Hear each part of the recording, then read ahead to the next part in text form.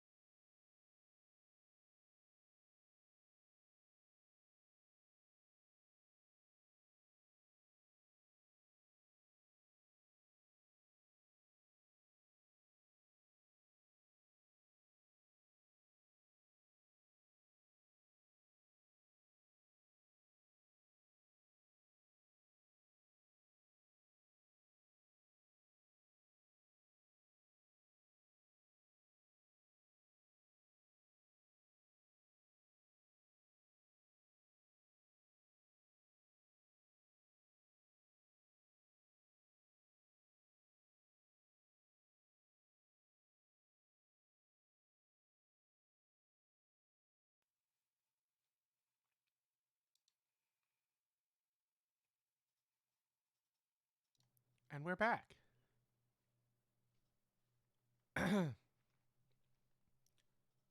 So, uh, now. Last time on the Unsung City.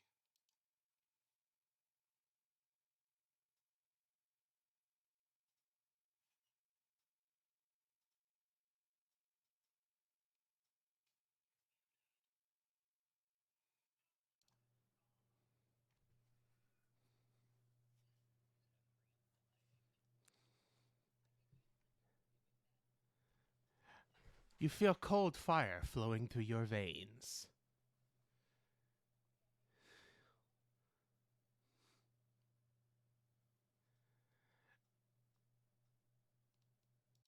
And now, the thrilling conclusion.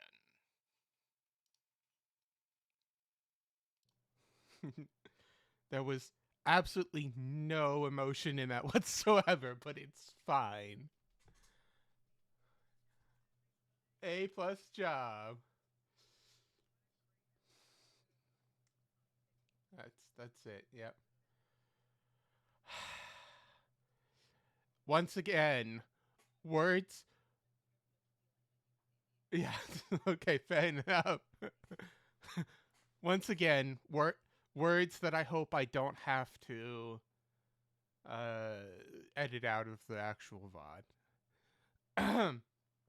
So, it's time to roll the good boy, bad boy points. And just, no, we've got, it's on the rollable tables. You could just roll now. No. No, it's not fudge. I don't know what fudge is, but you're clicking the wrong macro. None of them say fudge.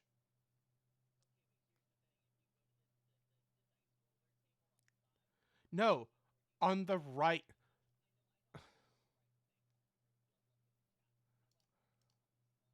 A fudge dice is for a dice pool based system. You get three options on a d6: neutral, positive, and negative.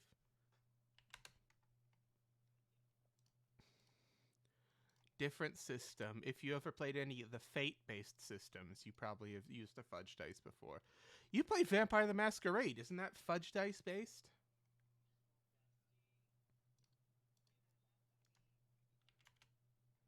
Haven't both of you played Vampire the Masquerade?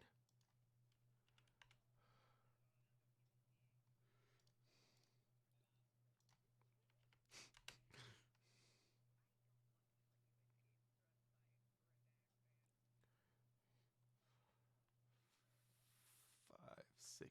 Okay, cool. So, yep, certainly is.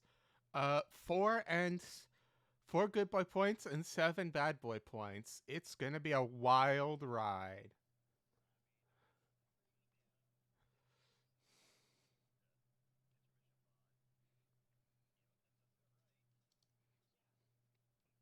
Speaking of which, yes, for people who are watching the stream, however many years in the future, uh, we have an aside recorded with some very nice voice actors, who, and that aside takes place around the time of Samhain,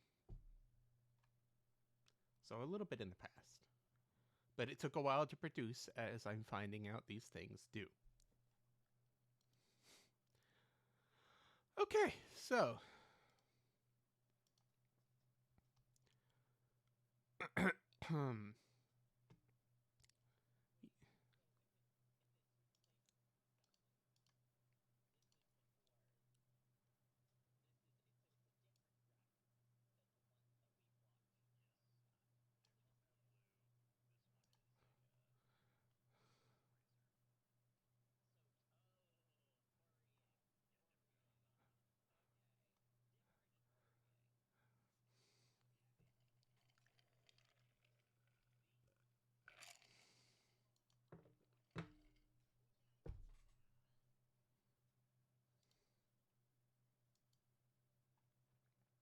okay, so a little bit of green has been added to the Falcone territory as you guys expand into your first new area. Uh, a a loot list has been given to everyone, but there was some discussion as to what you guys wanted to do with it. You guys are free to keep all the magic items and all of the treasure, the straight up coins. There were 18,000 copper pieces, 10,400 silver pieces, and 790 gold pieces. There were also several art and mundane items, such as small bag of exotic spice, a rabbit for a talisman, a polished stone medallion, stuff like that. There was also, yes, you guys leveled up twice, as as a result of the accumulated experience. Because the way that I work it, we are doing milestones, but I still use experience to kind of gauge around when you guys should start leveling up.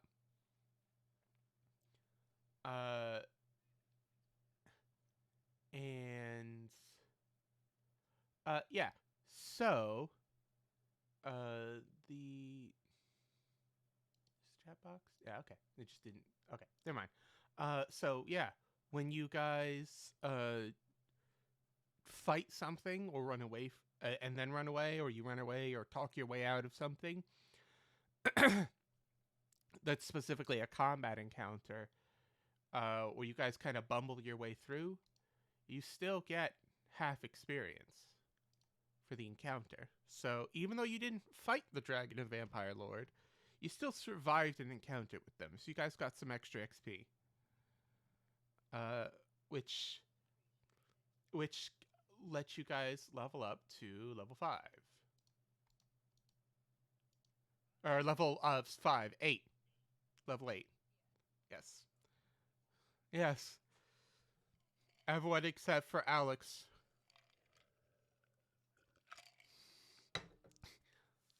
Everyone becomes Everyone becomes level 5 except for Tintin, who becomes level 20. Yep.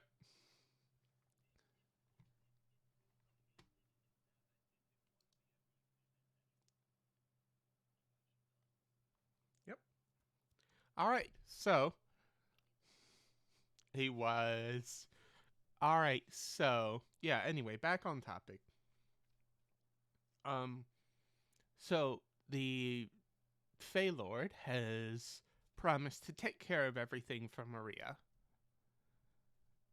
and get everything on the, back up and running and deal with all of the bodies in the blood and such. As an extra favor.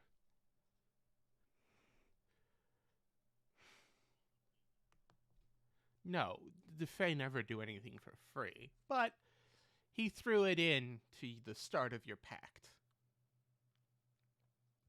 So, you guys, I assume, head home to lick your wounds, of which there were quite a few.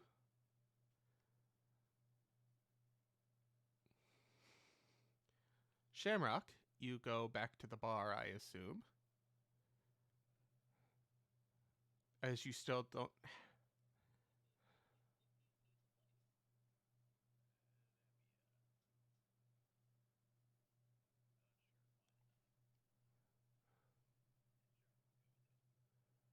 Okay.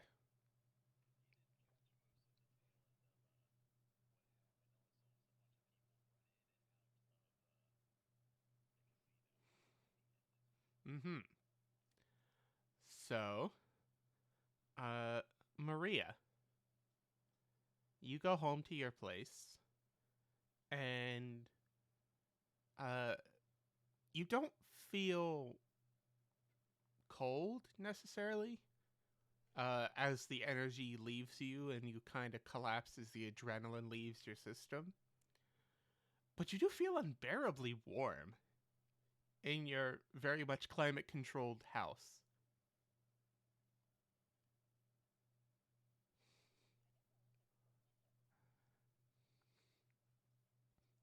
Yeah, even with the windows open, you're still uncomfortably warm for the rest of the night.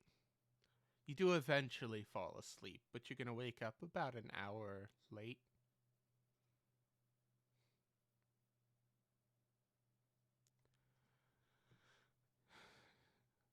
But after your long rest, you are no longer bothered by the temperature change and you just shake it off as nerves. Dimitri, you head home. You head home to Ma, and she takes one look at you and says, "No, around the back." And she points you to she points you to the back of the building where Pa is standing with the hose, ready to spray you down. It takes a while because there's a lot of fur. And polar bear fur tends to soak up water. No, it's the other way around. Yeah. Uh, it still takes a while because there's a lot of fur to get cleaned off. That's it. Yeah, I had it reversed. Uh, Not hydrophilic, hydrophobic. There's still a lot of water to get in under the fur. Yeah, it takes a while. And he throws a bar of soap and a scrub brush at you and says, "You know the rules, son. When you come home dirty, your mother doesn't let you in until you're clean."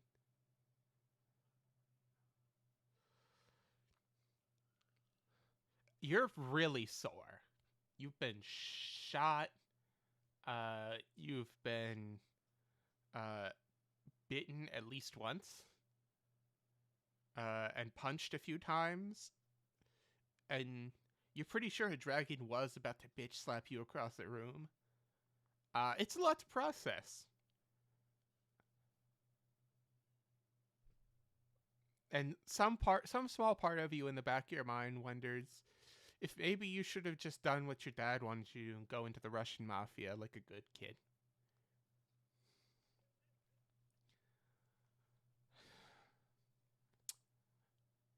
Charles.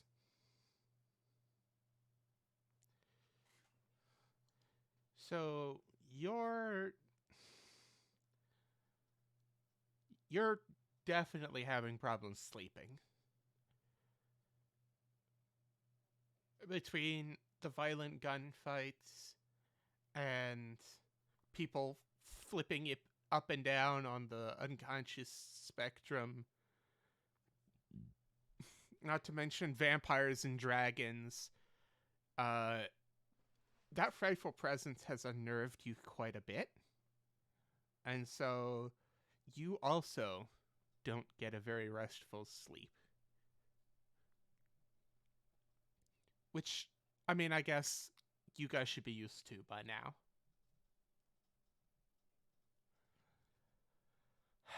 Now we come to Gray.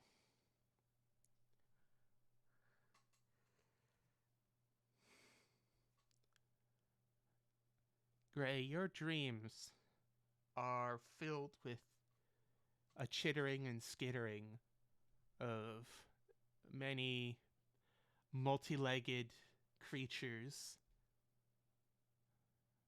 as you are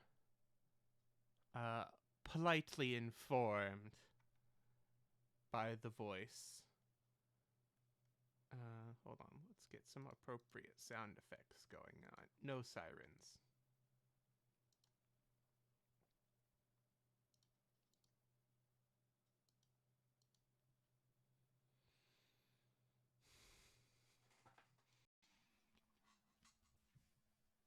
You're back here so soon. You nearly were with me completely there.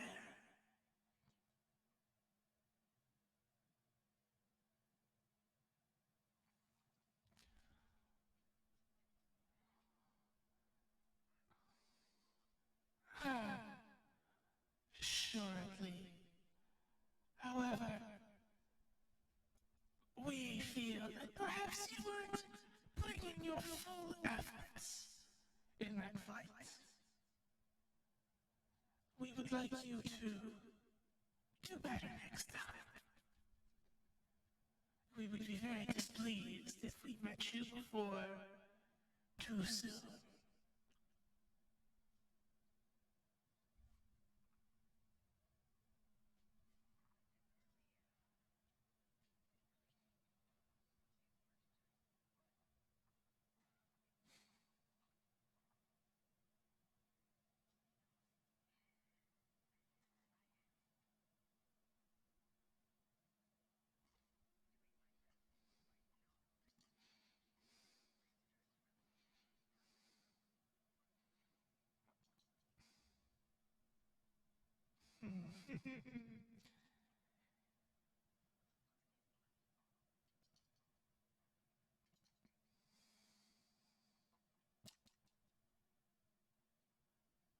We?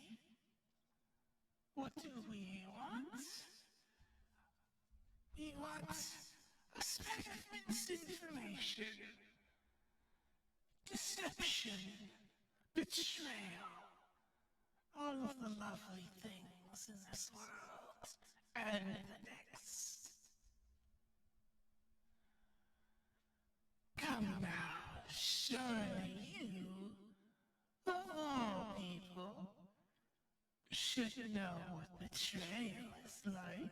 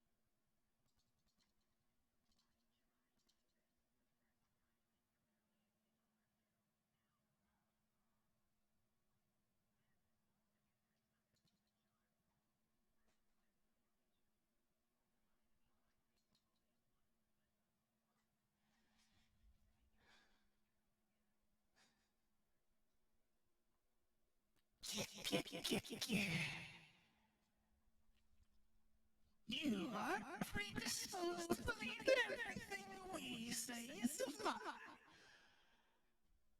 And if all are a lie, all are also truth.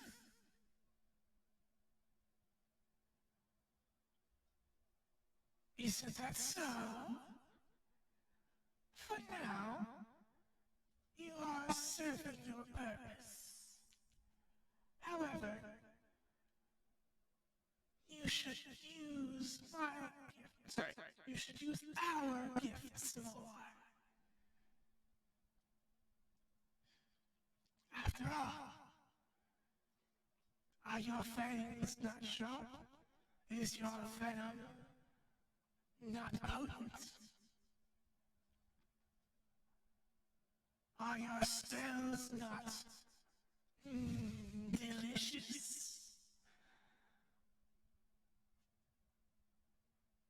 Show those fools on that plate that we are here. Break some hearts. Destroy some lives. Lie, cheat, steal, deceive.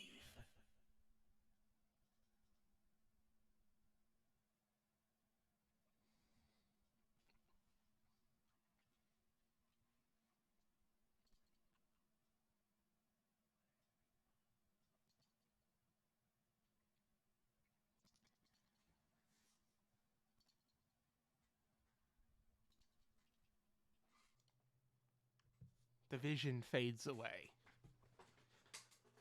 And the last thing you see as your vision turns to the regular blackness of sleep is many, many red eyes focused upon you.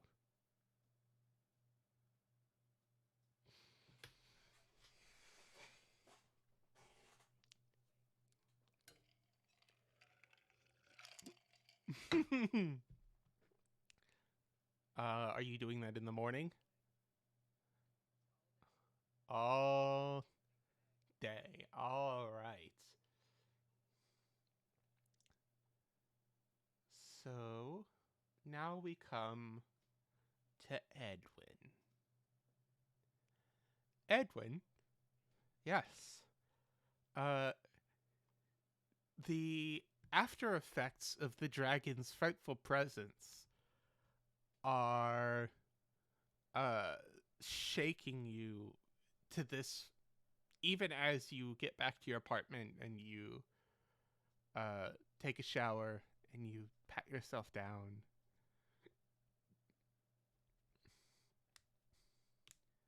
The effects are still running through you, and you find yourself shivering and shaking a little bit. And you hear the voice of your father, weaker now since you defied it the first time. But it still says, useless, failure, weakling.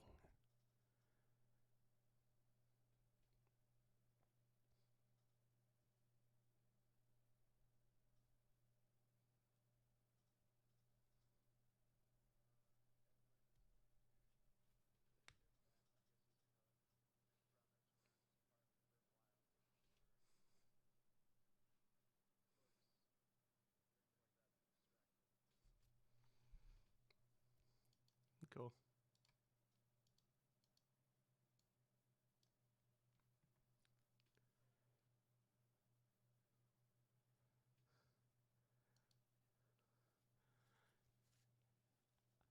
Edwin, my dearest son, how are you doing? I apologize for the lateness of the call. It must be nearly midnight where you are.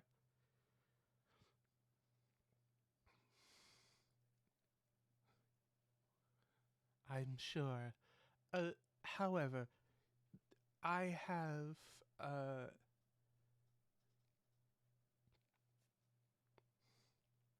sorry, tickle in my throat. However, your, that project you were working on,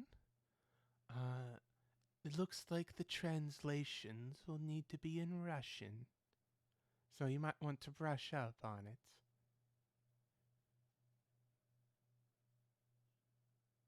Yes. You know, our regular uh, topic of discussion.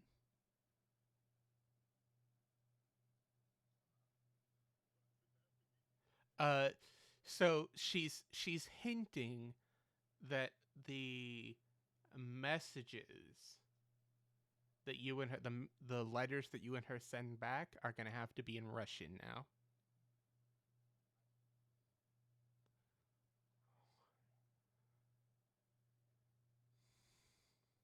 Yes, the translations are getting quite tricky.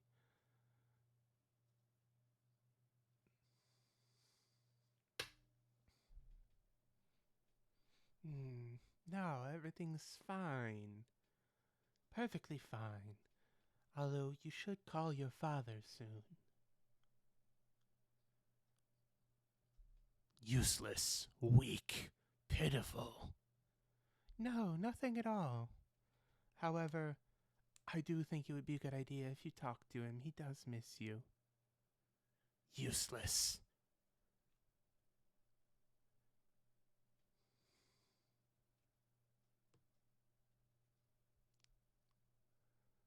Do that.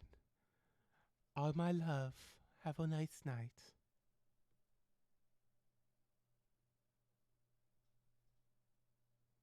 She hangs up.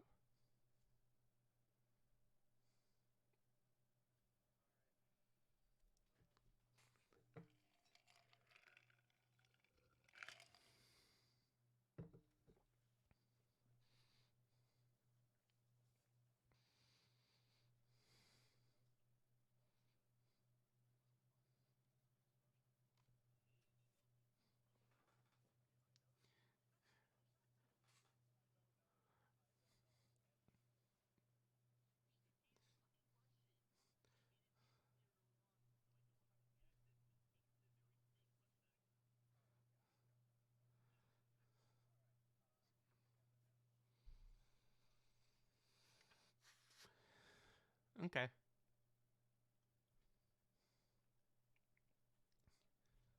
Cool. So the night passes, uh, with the exception of the events listed, without interruption. The day begins, as all of the days do, with the sun rising. Some of you are experiencing it more than others. Uh, Fritz has elected to knock himself out. So Fritz won't be here for anything happening today.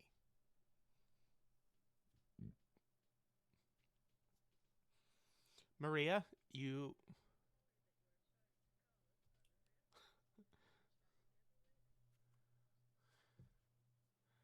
uh so uh Maria, you wake up and you look at the clock on the side of on your bedside table and realize that you are an hour late to open the store.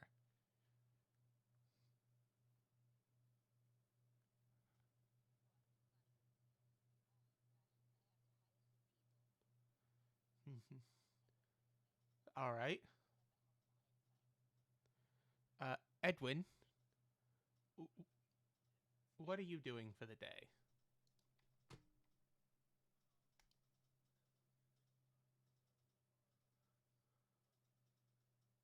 Okay.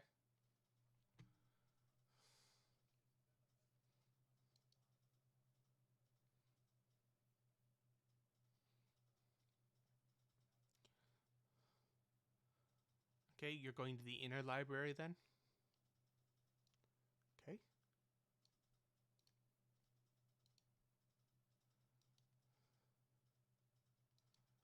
So no, okay.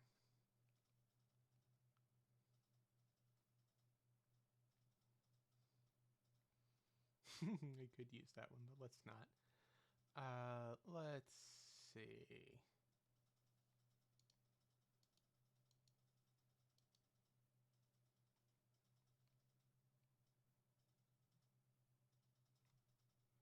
So, you go into the inner library.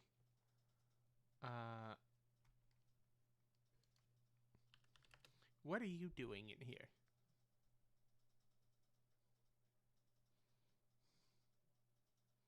Into the fish one?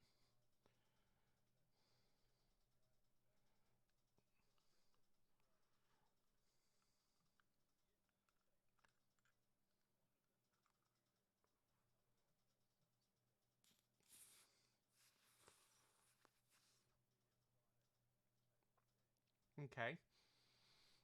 What are you looking for specifically?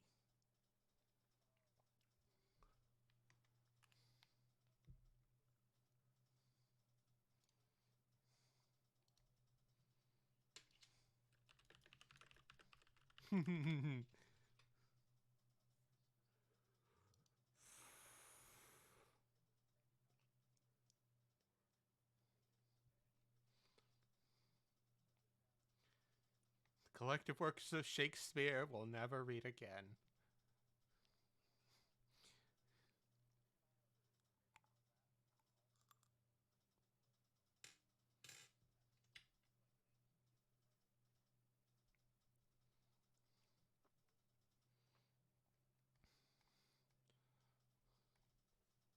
Okay.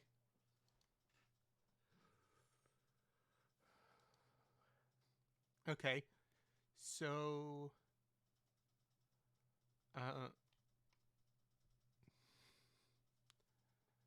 so you go and you start looking, and it's you don't find many poems, although you do find one play which you immediately put down and do not read. Uh, you just see like Act One. You're like, nope. However, you do find a story of a shepherd. Uh,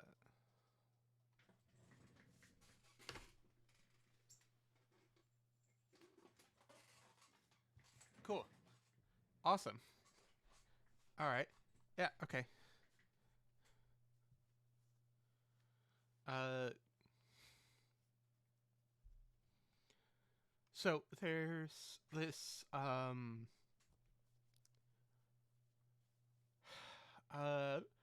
can you read me the text of your glasses once? Just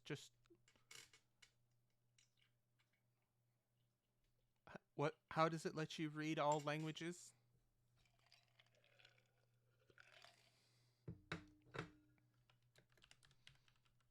Okay, let me check the text of comprehend languages just to be sure.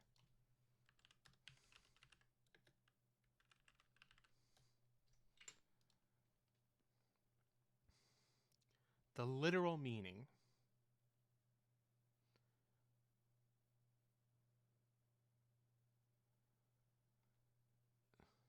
Understand any written language you see. The literal meaning of any spoken language. You also understand any written language that you see, but you must be touching the surface on which the words are written. Doesn't decode secret messages, such as in text or glyphs, such as an arcane sigil that isn't part of a written language. Okay, cool. All right. So, you start reading the story about Haita the shepherd, uh, which appears to be about this very powerful being that seems to be uh, almost uh, taking care of humanity, similarly to the way a shepherd would his flock, fattening up certain ones and then pulling them away to be harvested. Um, It mentions something called a yellow sign, although you're not sure what that is, but it is mentioned several times. Uh, there is a mention of this being an enemy of the literal translation is outer ones. And it also mentions that this creature has a second purpose, which is to keep some other being, which is unnamed, uh, from doing something. It doesn't exactly state what that something is. And the person writing this account states that they don't want to put it on paper as it would hurt them to do so.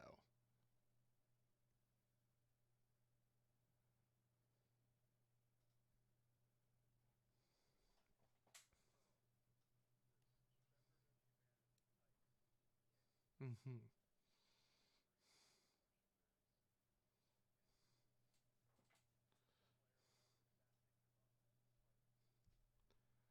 Mm, possibly worshippers. Possibly worshippers. It didn't say his worshippers were the ones being fattened up and then harvested. As a shepherd tends to his flock, this creature being supposedly tends to humanity. That's what this person's saying, anyway.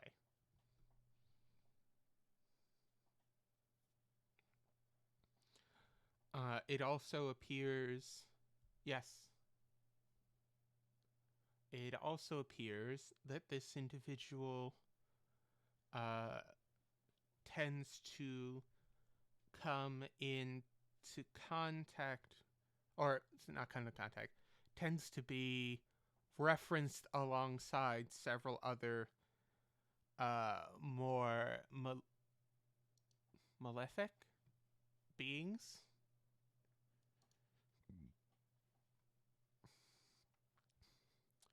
Among those are names uh, that you don't recognize, and looking at the words, it you realize that like what you're looking at is your glasses translating weird symbols, but just looking at the names hurts your eyes.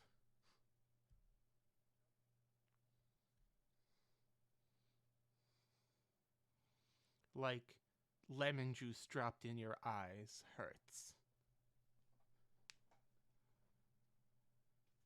If you want to continue to do so, you may go ahead and do so.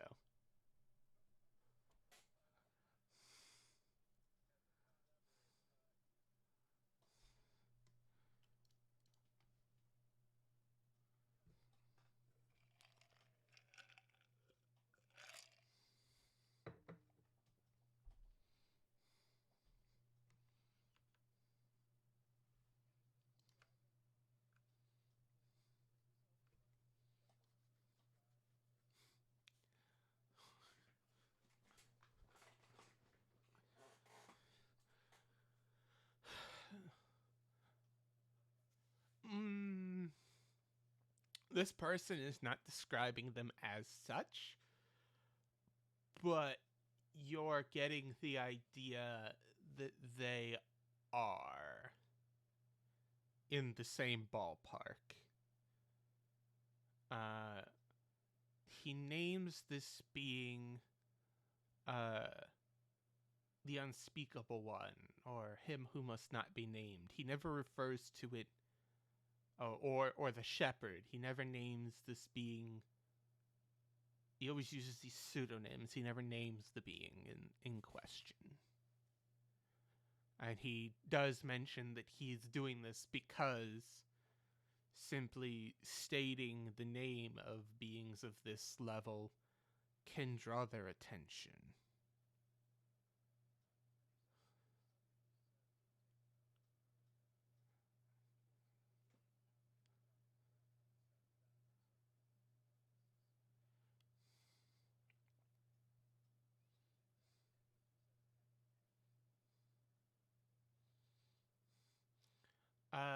The translation is the enemies of the outer ones. He also, yes, it doesn't go into who the outer ones are or what they are. It's one of those like we all know who this is, right? So we're just gonna keep going.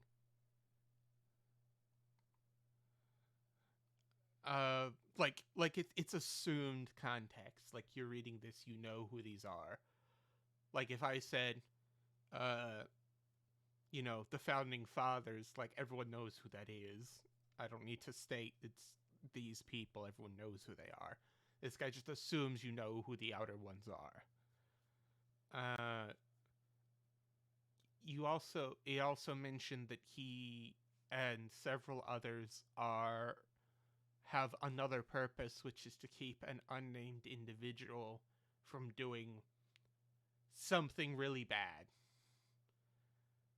It's not stated what that something is, but it's implied that they're putting like 99.9% of their effort into doing this one task.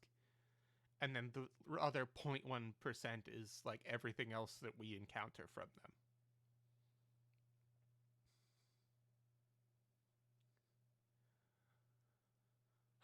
And the name of the individual is Ambrose Bierce.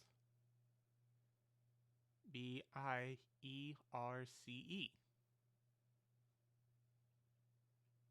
That's the author, yes. Yep. You look at the publishing date and it says 1893.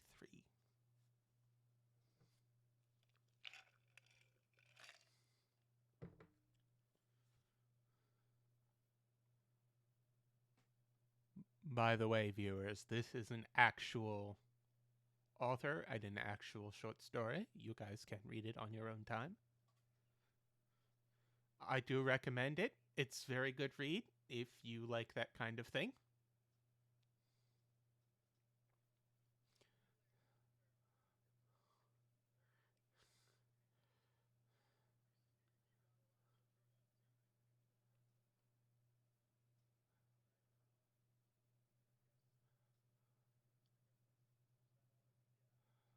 That's all you get. I mean, you can keep trying to read, but you get a feeling you're already just like turning the page away from those names. Uh, you already have a throbbing headache, and your eyes are watering.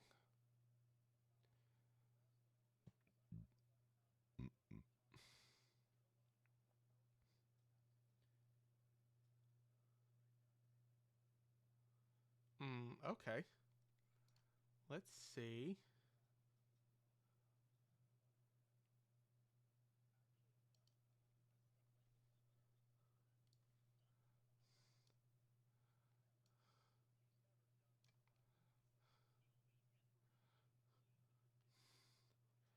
So you try to find the book again. Do me an investigation to see if you can find it. This book is kind of wily. Very good. You you find this book. It's called The Compendium of Forgotten Secrets by William Hudson King.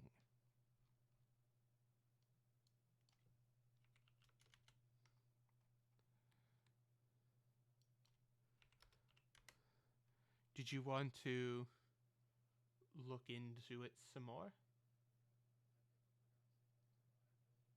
William Hudson King. William Hudson King.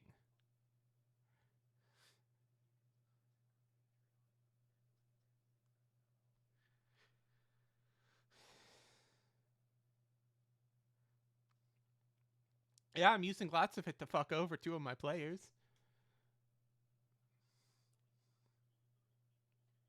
Yep.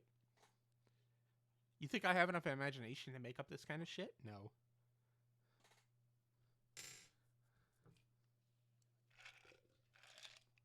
Yep.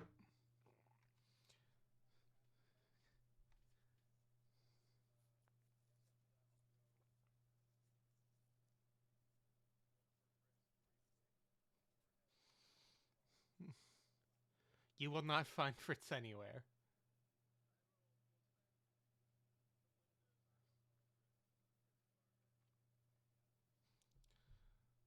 Uh, I don't believe. I believe that they would try to look for you at the ice house, ice box. But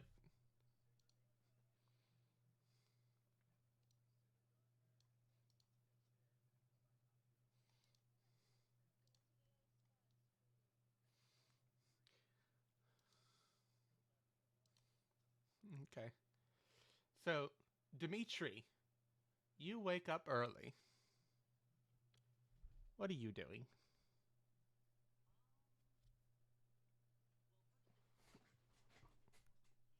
Mm-hmm.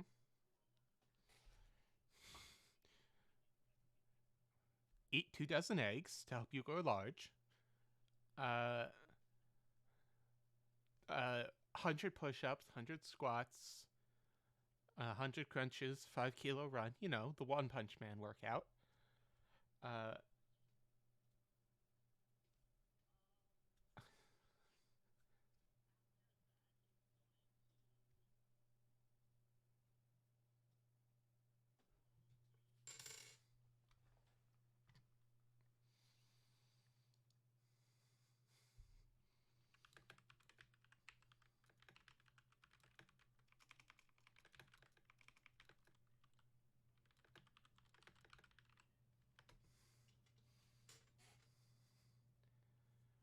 your construction job. Okay. All right.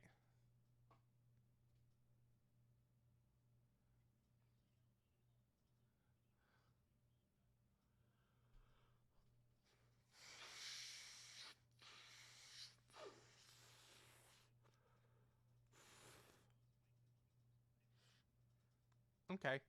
You may want to check with your other boss before you do that, but uh yeah, I mean, you mentioned to your boss that you may know a guy who needs some repairs done, and he says, "Great, send him my way."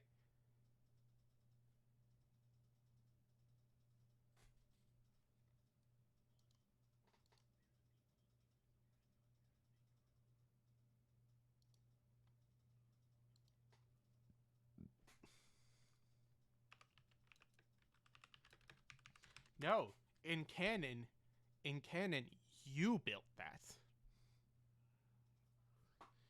You said I build, not my company builds.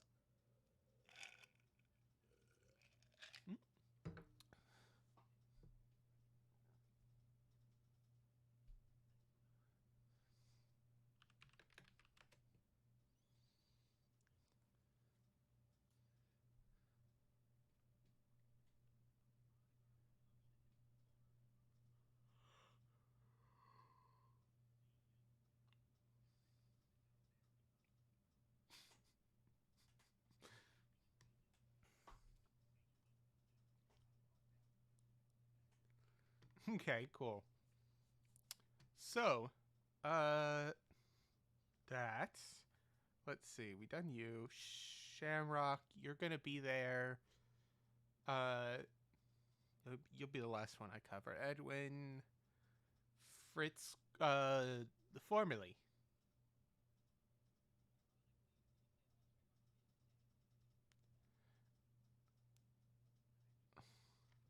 Oh, right. Okay. So we'll do those two together.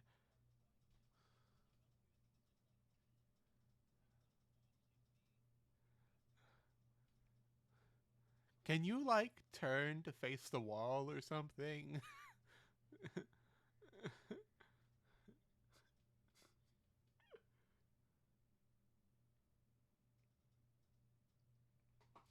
So, yeah, Shamrock and formerly.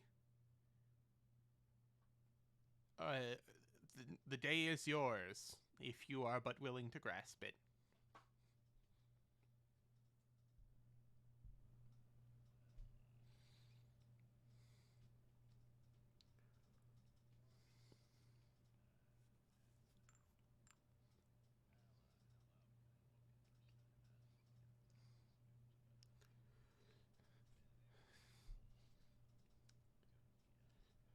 So, Shamrock. Sorry, continue, and I'll ask my question.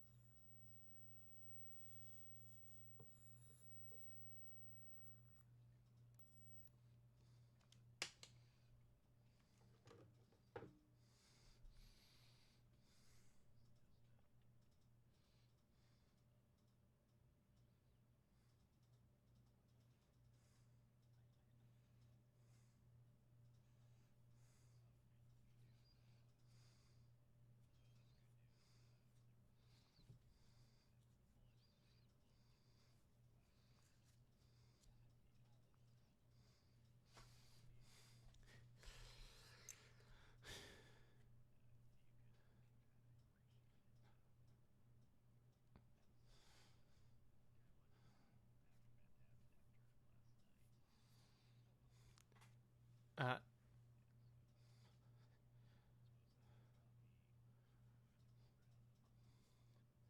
so, Shamrock, uh, scale of 1 to 10, how much neatening and straightening did you do in this apartment while formerly slept?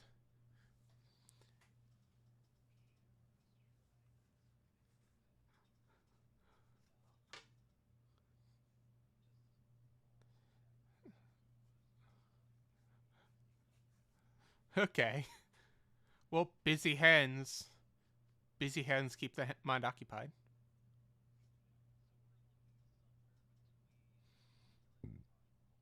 Okay.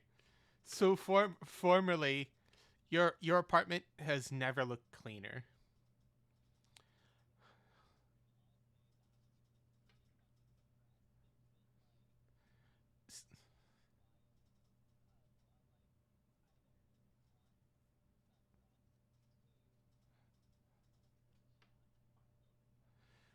Probably some takeout containers.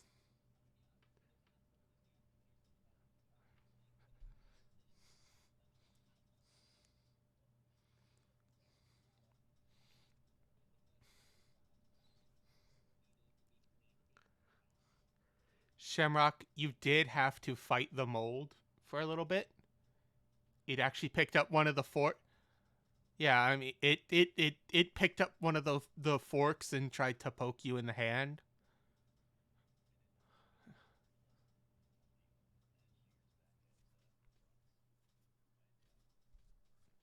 Yeah, there you go. When in doubt, apply more fire. Tell me, uh, formally, do you have an apartment in a building, or do you have one of those ones with a nice like steps up and a letterbox and everything?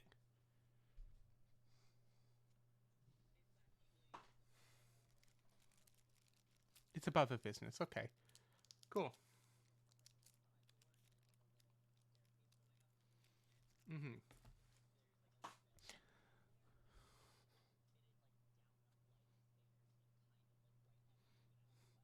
Cool. So, as you guys are puttering around, uh, you're formally you're currently like 60% awake, most likely, attempting to figure out where Shamrock has placed your coffee. Uh, when there's a knock on the door,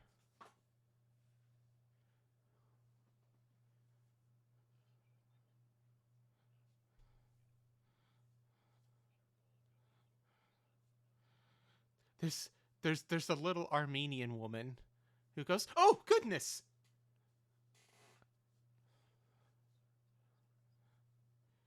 Uh, leans in and she she peers around in very, very poor vision. Her glasses appear to be up on her forehead. Uh, but she calls into the building.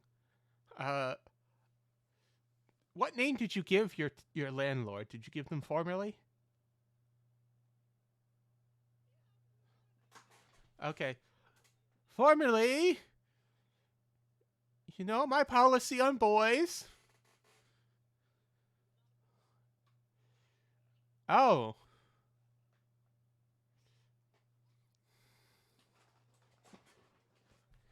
Oh, well, I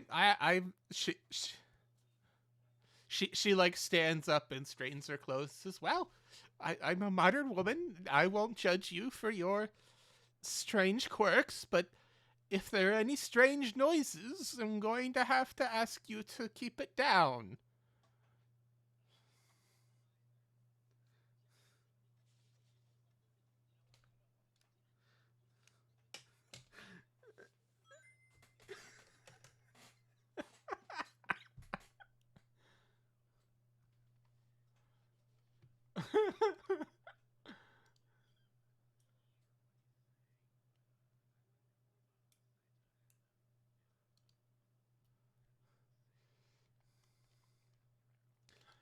say, say no more, dearie, as she like tries to tap the side of her nose and misses it by like a foot, and she like anyway, formally, you have some mail, and so I thought I'd bring it up to you. As you got in rather late last night, and she hands a pile of stuff to Shamrock, and she says, "Okay," and she like walks off humming some vaguely, jaunty tune.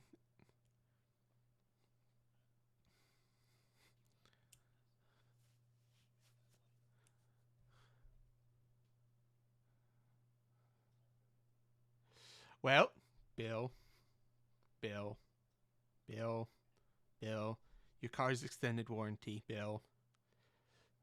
Oh, they're having a celebration in the park. Oh, how about that? Uh, flyer, ad. There's an envelope with a gold heart-shaped sticker on it.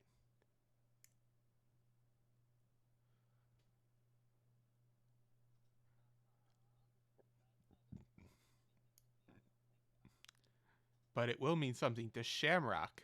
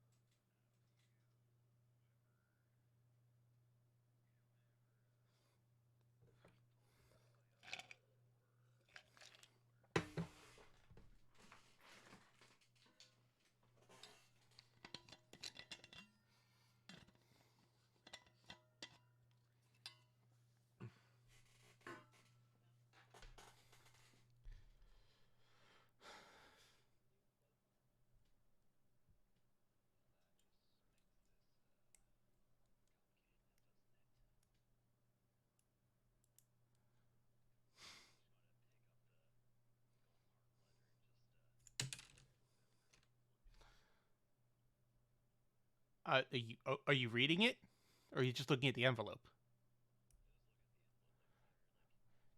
There's nothing on it. There's no markings on it. It's just a blank envelope, and then the side where you would open the flap. The flap is held shut by a golden heart sticker.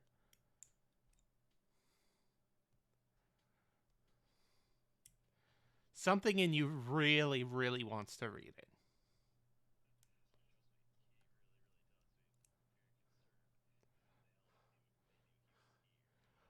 It's almost like your partner was a detective or something like that. A very good detective. Almost good enough.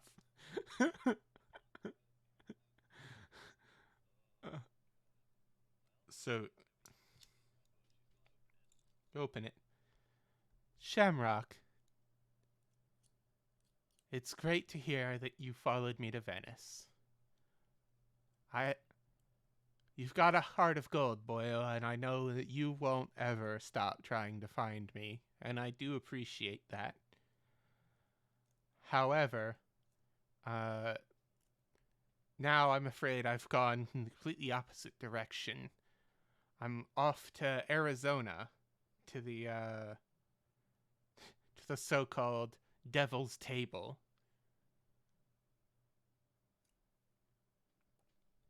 I can't say much in this letter. Who knows who's reading it before you?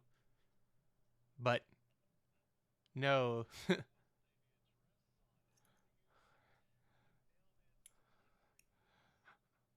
but know that know that know that I think about you often, Clover. And this more than anything cements your determination to go find him and ask him what's going on.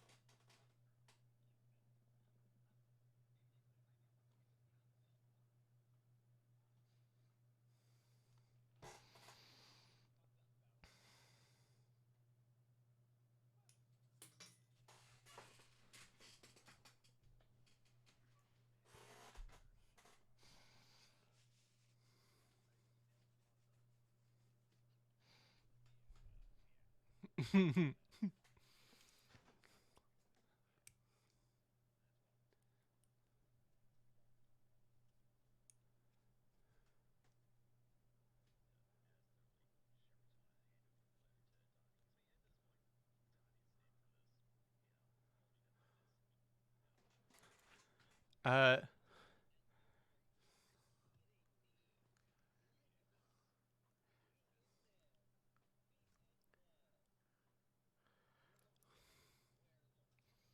so Donnie, are you reading the letter? Okay. Do you read it aloud or just in your head? Okay, I was about to say you get some weird looks. Okay, yeah. So you read the letter. It says everything that I just said. So yeah,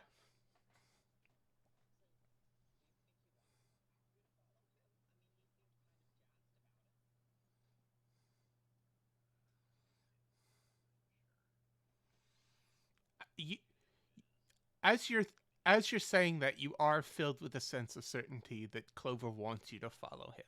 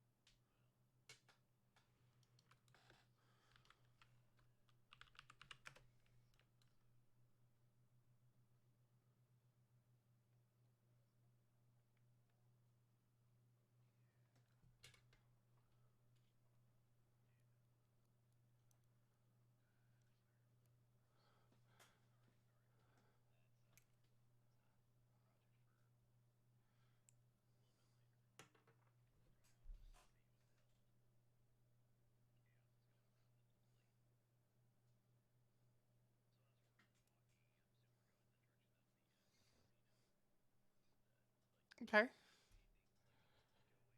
You actually you're walking and you're positive you got there. Like you know, like this is you're positive this is where you went, but you can't find anything that looks like a casino.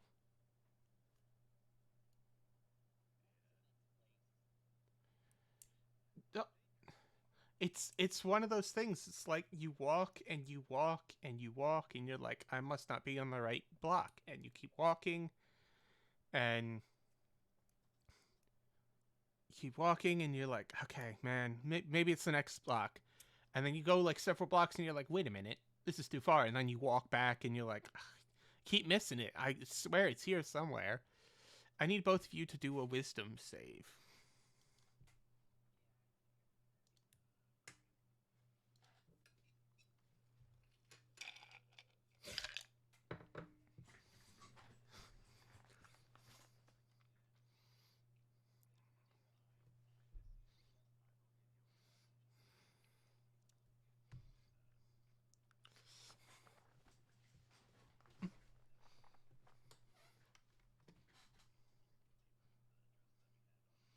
Mm-hmm.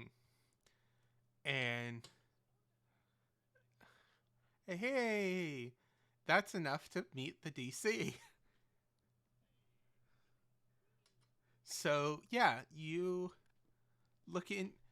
So formally, as you're like walking up and down the street, all of a sudden you're like, "Ah, of course, it's right here. How I must have walked past it a dozen times."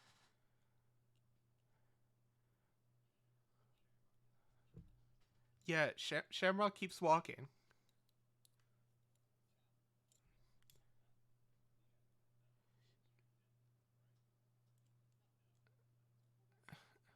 Shamrock, that looks like an empty parking lot.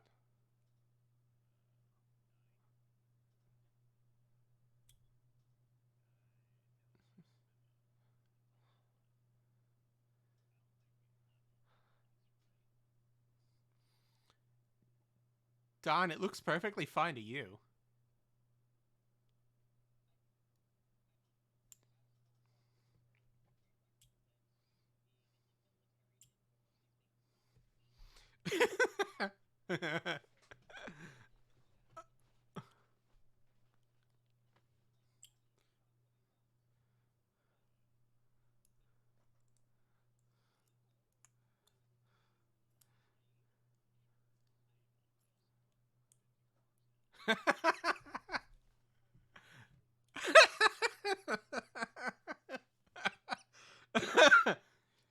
I mean, he's right. Like 20 at the most. That's a small parking lot.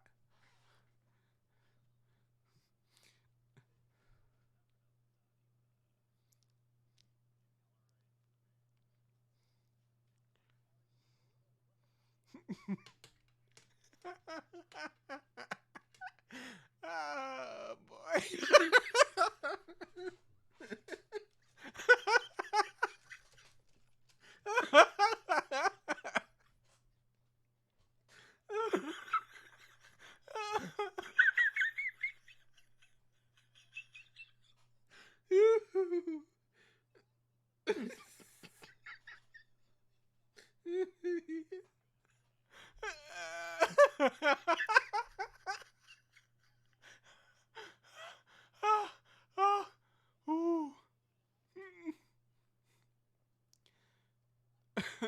Okay, Shamrock.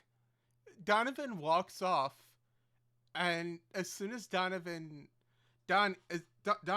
you walk up the steps, and Shamrock. As soon as Don like takes a few paces, you're like, oh, man, I gotta find this freaking place. And you're looking around.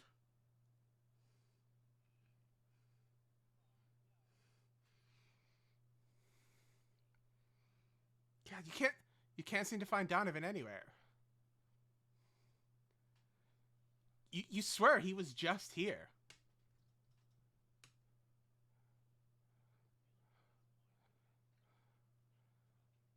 All right, make another wisdom save. Yeah, okay, make another wisdom save. Oh, there we go. Okay, yeah. So as you're looking around, you're like, wait a minute. And as you look around, you can see what looks like a massive illusion spell, but not like anyone you've ever seen before, covering this entire area. It's do an Arcana check. Yeah, not. It's got some kind of like uh it's got some kind of component of like you've got somewhere better to be. Uh but or like a notice me not, but you can't quite figure out what's going on with it. But the even with a 6, like you figured out the notice me not bit.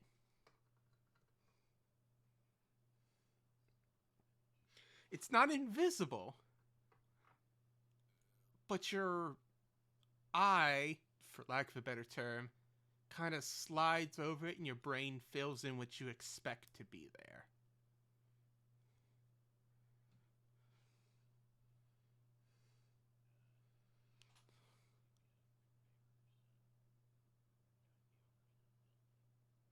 Oh, no, with a natural 20, you've seen through the illusion now.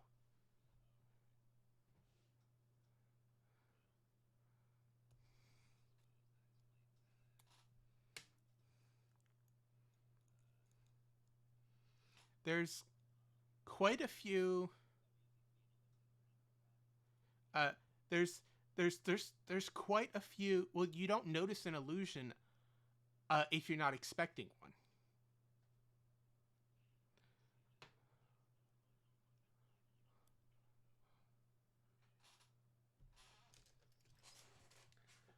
So uh there's quite a few uh people of uh what formerly we'd recognize as unnaturally or unearthly beauty, but Shamrock just says, "Oh yeah, those are humans, or elves. Those are people. Those they are made of carbon-based life." But yeah, there's quite a few people of unearthly beauty working in and around the building. Uh, Being beholden to the Weaver, you are intimately familiar with deception, and having passed the initial glamour, I'm not going to make you roll to see through theirs.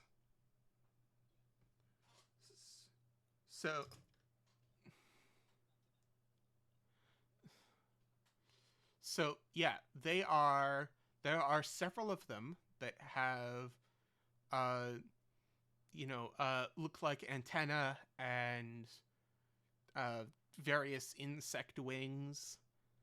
There's a couple red caps and some brownies, pixies flying up and around, holding cloths, polishing things.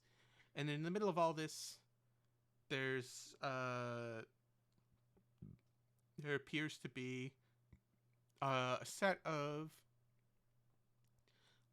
what look to be kind of dazed humans. They're kind of like staring off into space.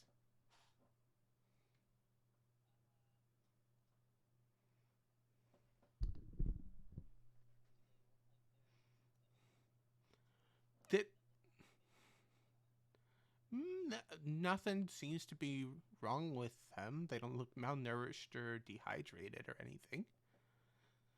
They just look like they're kind of just staring off into space. Like they're, distracted by a thought. They do, however. You do what? No, I was going to say, you do notice that they appear to be still in the same suits that they were in last night.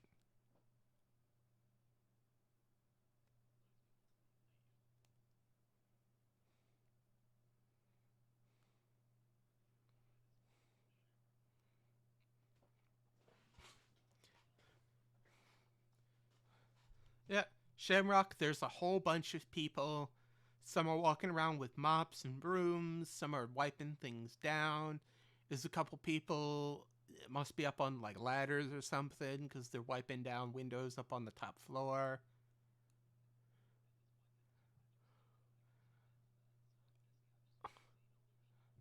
there's a lot of magic all over the place. At this point, I'm not one of those DMs who's like, oh, you see a strong magical aura and it blinds you, but you do get a lot of like overlapping sensations of like illusion, illusion, illusion, illusion, illusion, illusion, illusion. Like there's illusion all over the place, and and looking at the people standing in the middle, looks like there's some enchantment too.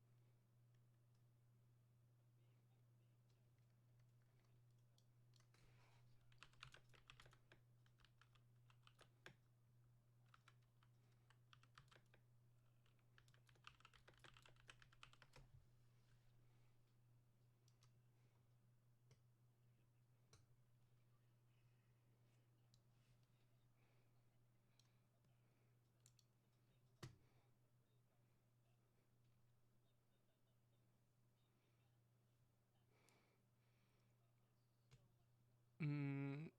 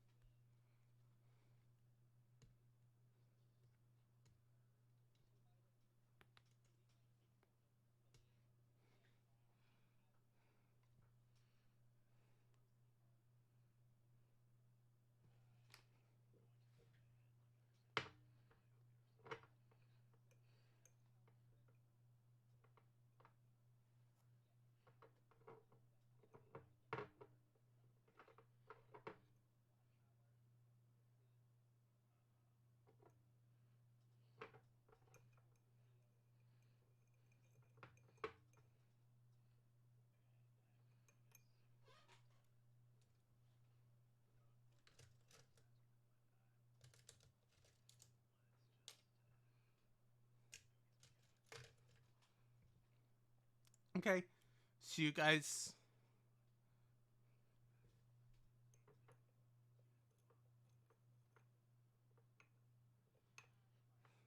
the bar. Okay, so Jess, it looks like everyone's converging on the bar.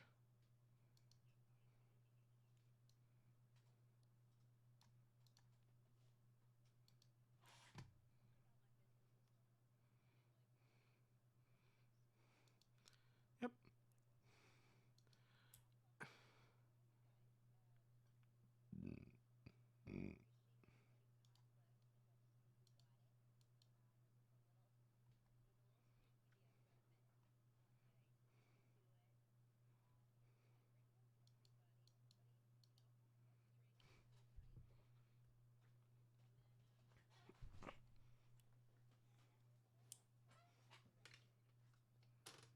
Yeah.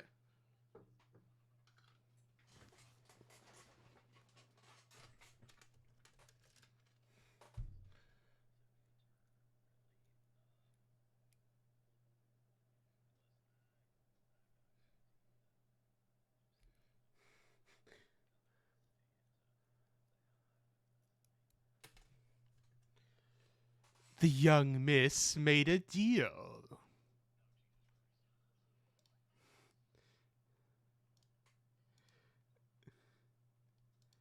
Remember to turn down the winter court this time.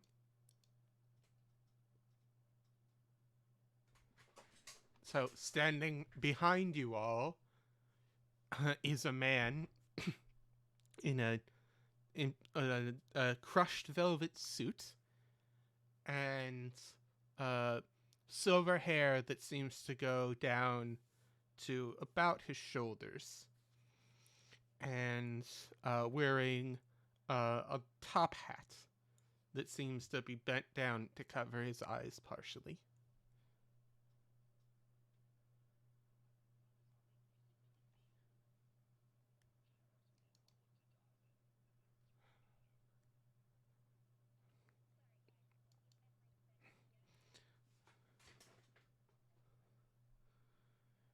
Mm, you may call me Frost.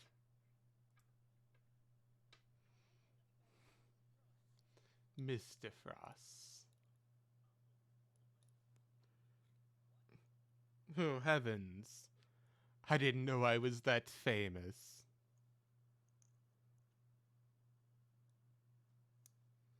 God, I hope this doesn't drown everything out. I hope this doesn't drown everything out. Yeah, we'll find out. Yeah, we'll find out in the recording.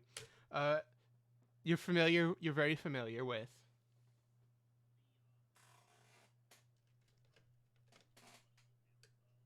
Mm-hmm. Oh, please. I haven't been called that in ages. But the the young miss has agreed to work with us. And in exchange, there are certain benefits. Uh, which the two of you, as he nods to formerly in Shamrock, have already found. By the way, young miss, you will need this. As he pulls, he like waves his hand in a gesture and reveals several amulets floating above his hand, which he makes a spreading gesture, and they float out to each of you. You will need this to bypass the wards. I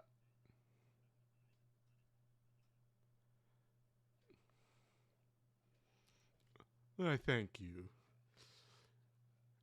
What is the phrase that the youth are using these days? Like attracts like. Indeed. By the way, young miss, the yours. If you touch the stud just there, as he motions to a ruby that's, judging by the cut. Or, sorry, it wouldn't be a ruby. It would probably be a sapphire. Yeah, a blue sapphire. The cut would probably be enough to pay for the rent on your apartment for a month. Uh, if you touch the stud just there, you can make some changes to the ward scheme to allow those that you desire to see through it. A paltry glamour, but it will do for now until you call upon our services again. This is merely the first step in our promise to protect your establishments. I assumed that you didn't want placed on this, he looks around, a coffin until I asked you, but still.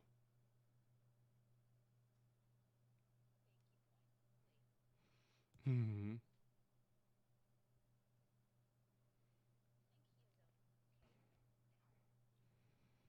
Well, if you need any other buildings, uh, monitored or protected, simply call out to me again, as you did last night. By the way, where's the effeminate one?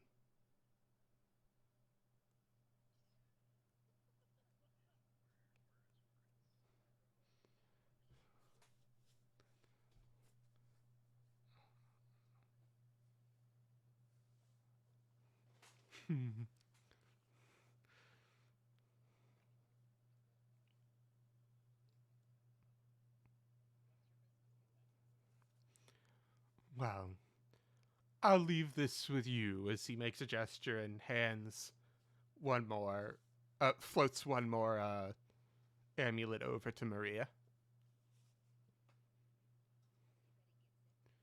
Of course, young miss. So, how have you enjoyed your gifts so far? Have they been everything you wanted of them?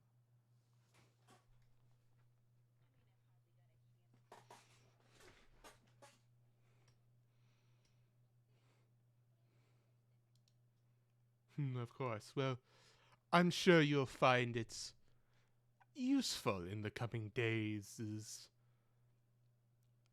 our court starts gaining power.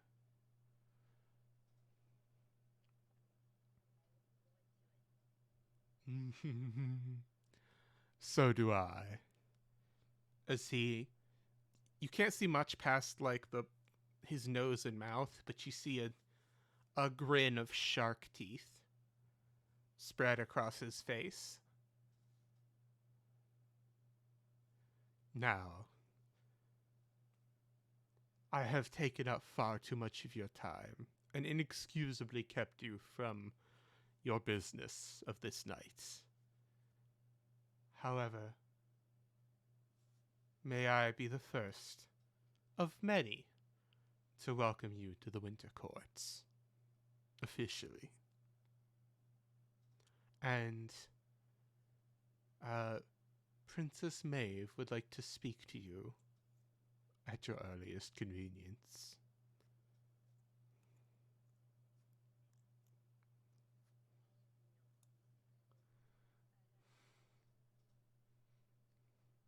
Uh, you guys can do you guys can do an Arcana check.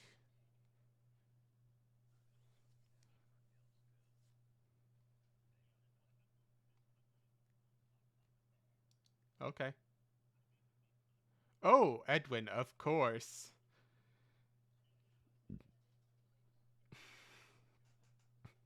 So, Maria, uh, you and Edwin both know that Maeve, there are three positions in the courts. There is, uh, there's the queens, and then there's so it harkens back, as Edwin knows, to the Trinity: the crone, the mother, and the maiden. There's the crone, the mother winter and mother summer. The maiden, the queen, or the mother, the queens, Titania and Mab. And then there's the maidens, which of the winter court is Princess Maeve, the presumed heir apparent, as it were.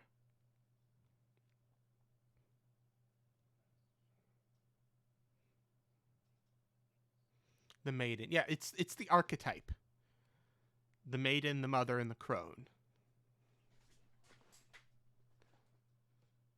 Uh, you don't know of a summer maiden, however.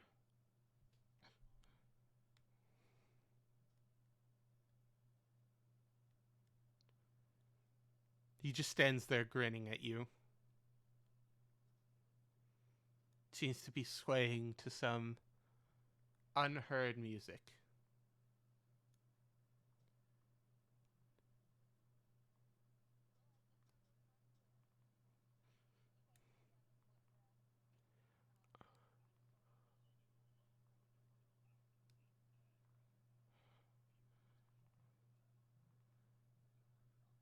Oh, don't worry.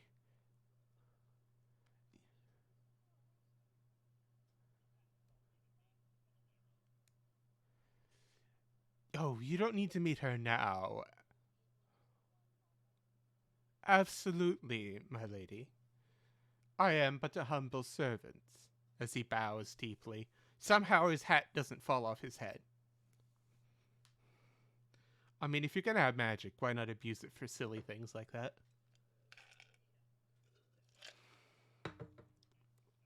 Yep.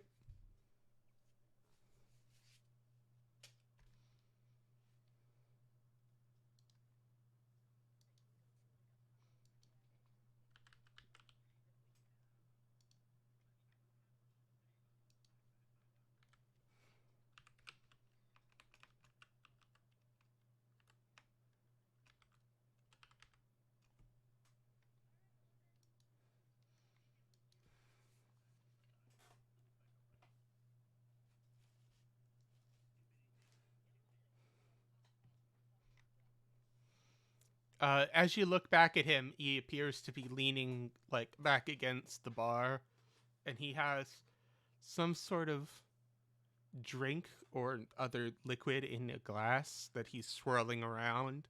Occasionally, he sips it, or he would sip it if it didn't like come out in chunks, which he crunches on loudly.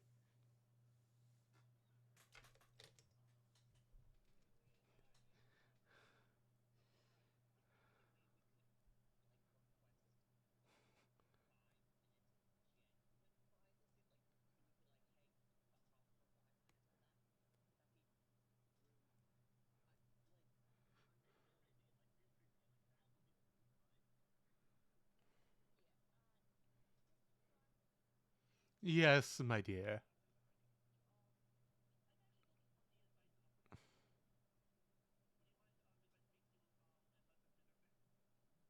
Is he talking? Are you talking to Frost? Oh, okay. Yeah. He just, he doesn't seem to tell you no.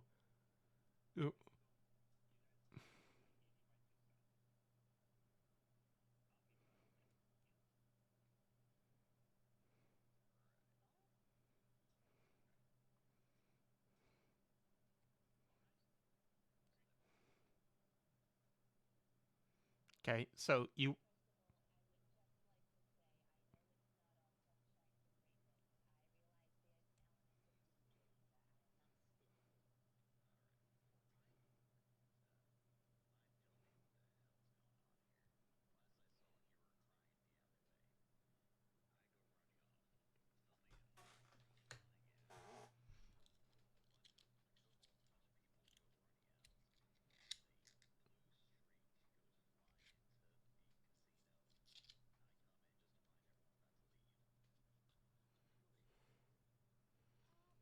His KD ratio suffered a lot.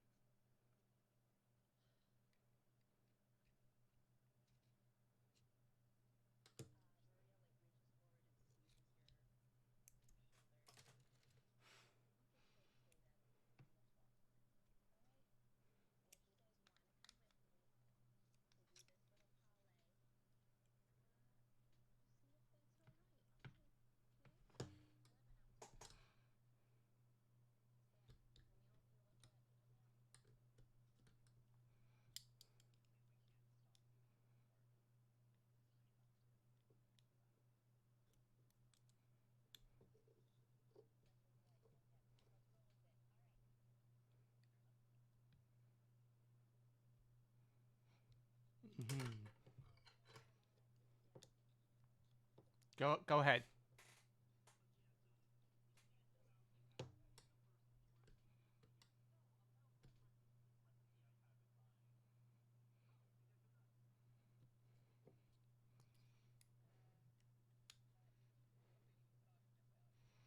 Mm. Yes, a secret between us men. You understand.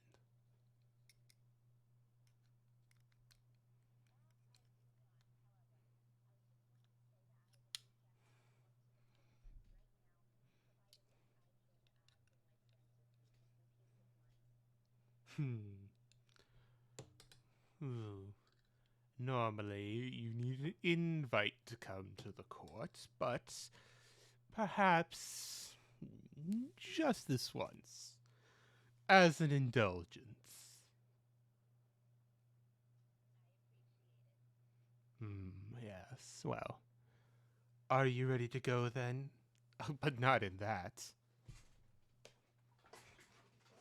You look down at your, you know, nice clothes, you know. You're gonna need to be in something much nicer than that. Uh,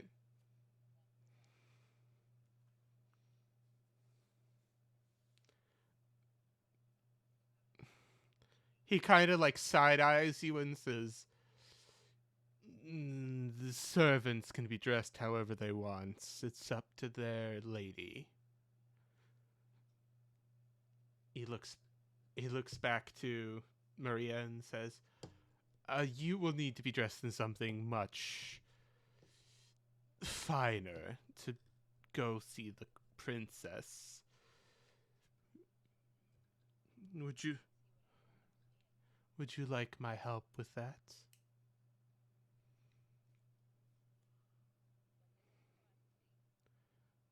Hmm.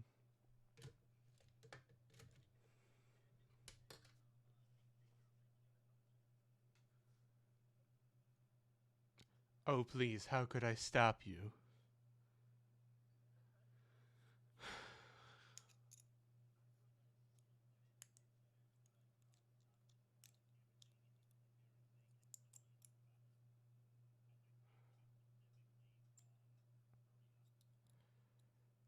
There's.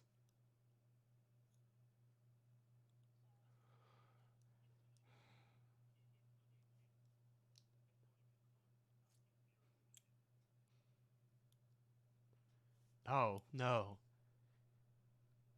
I won't be embarrassed either way. My Lady Maria is, of course, perfect in every way. However, the princess has certain tastes. Certain formalities must be observed. She likes lots of lace, long, flowy things. Very see through, very daring. If you want my help, I'm sure you can, my lady. But if you'd like some assistance, it will cost you, let's say,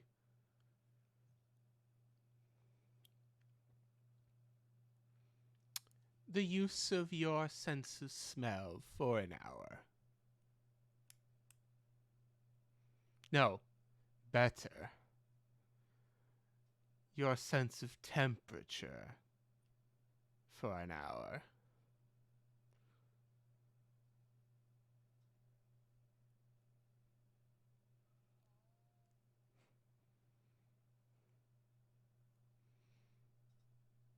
What's wrong, my lady?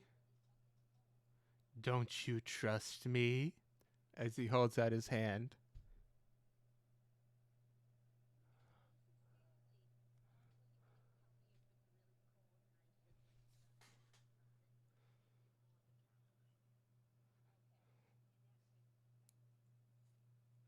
You take his hand.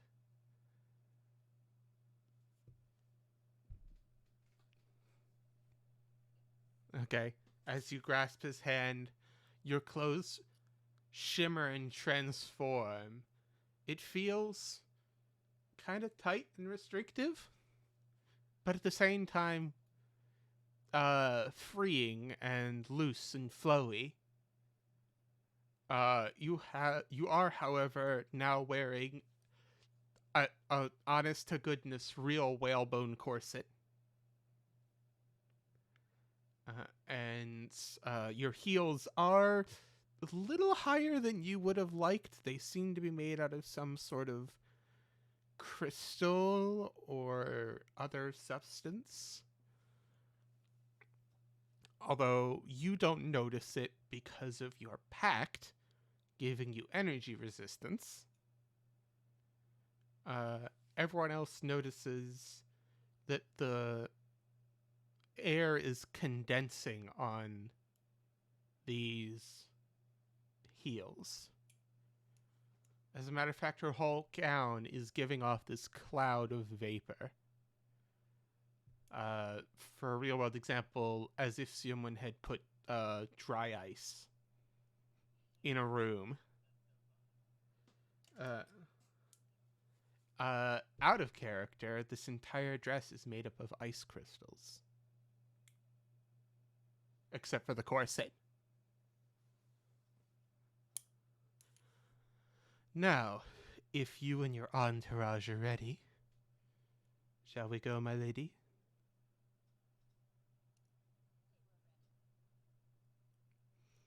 Very well. As he waves his hand, he holds your hand in one hand and he waves his other hand, and a blue portal appears in the air as he leads you through, and the others follow. And with that, we're gonna take a break.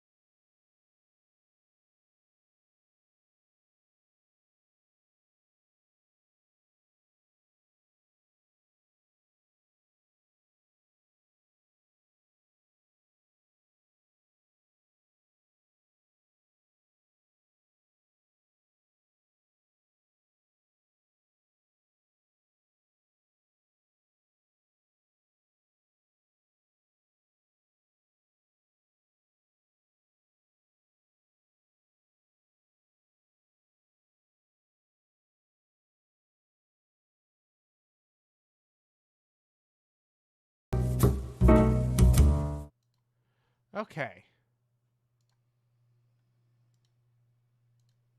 Both recordings are now back. Excellent. Okay, so the party has stepped through the portal.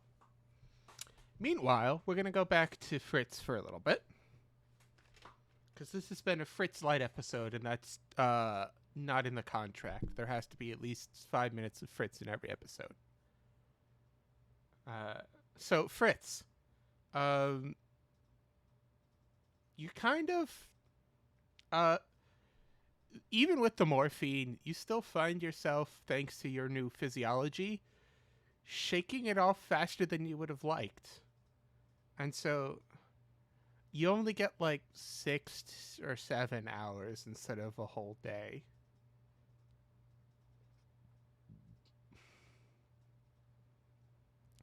And the rest of the time, you're just stuck with some lethargy to sit there and stare at the ceiling.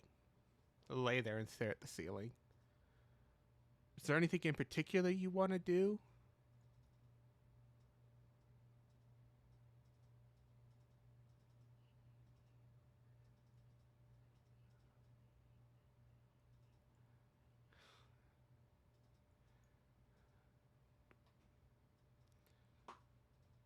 Perhaps you could experiment with some of your warlock powers.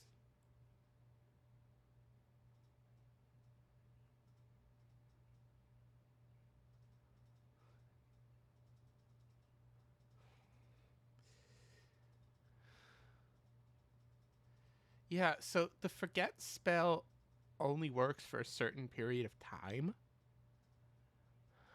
So eventually we're hitting the point where you're going to be spending the first like 5 minutes of being awake just casting a cantrip over and over again.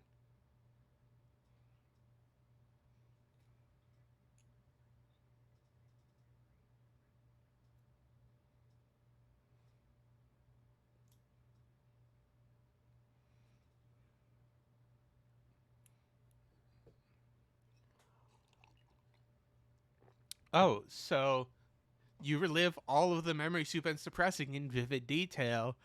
I hate this, I hate this, I hate this, and then you forget it again.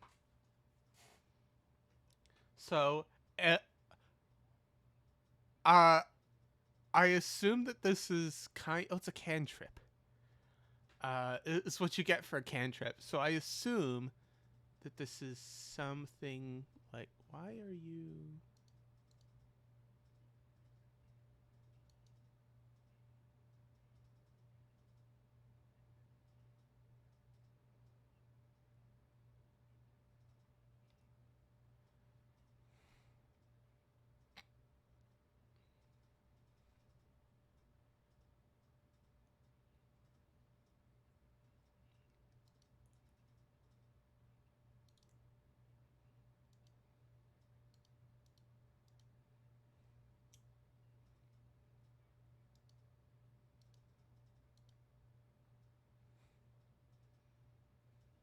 Yeah. So, how many times have you died now? 3? Or you died once and you were dropped to 0 2 more times, I think?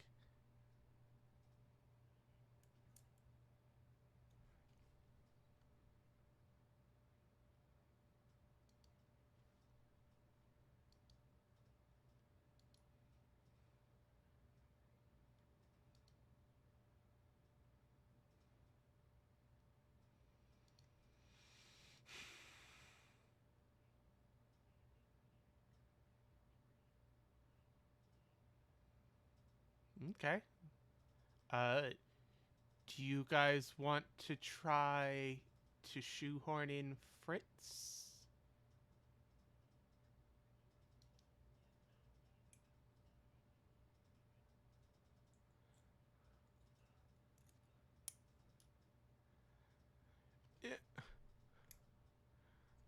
Yeah. So, so, so you show up. So, so you show up.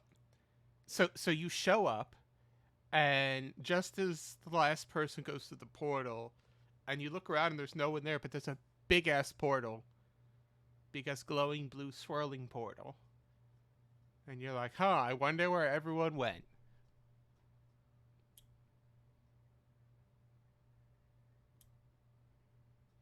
Okay. Alright, so everyone is here. The gang's all here. Now we can die together.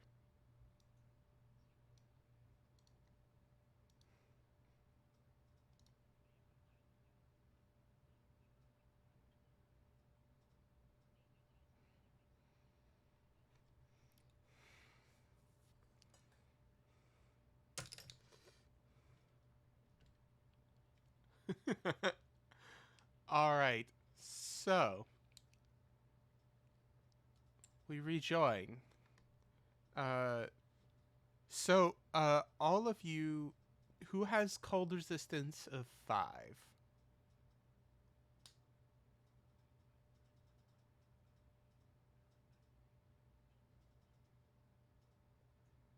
Or resistance to extreme temperature anywhere in your stat block?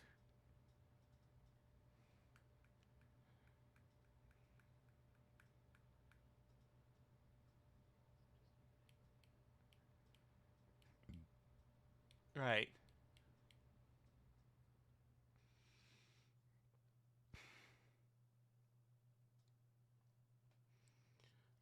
So yeah, so uh cool. So you're fine. Maria, you're fine. Even if you don't have cold resistance yet, because I'm not sure how many levels you put in.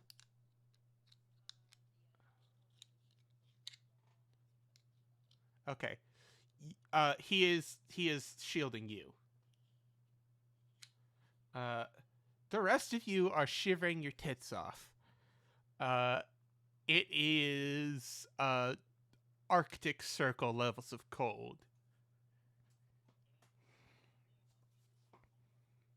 Yep.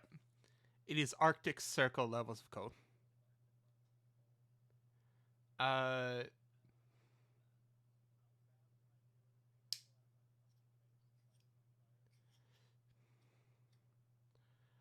I mean, I'm not sure how much warmer it'll make you, but uh, dealer's choice.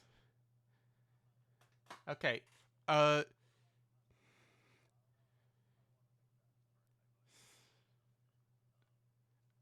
we sunsetted the stunt system, but yeah, go ahead.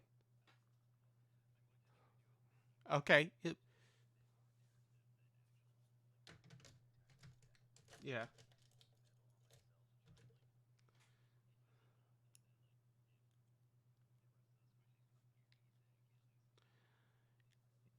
Doesn't that hurt you?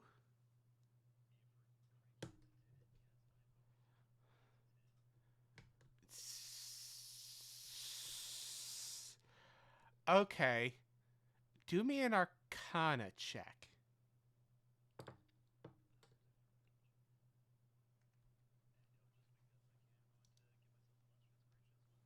Cause you can. Cause you can. All right. You spellcraft your way into heating something. Actually, can't you put spells into items as an artificer, or is that only cantrips?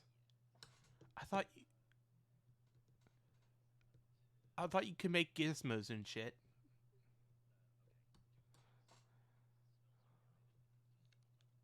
Okay. Uh, can't you make like items that like make flashes of light and record sound and things like that? Okay. All right. I'll let you like with the spellcraft of over 20. I'll let you like tinker one together.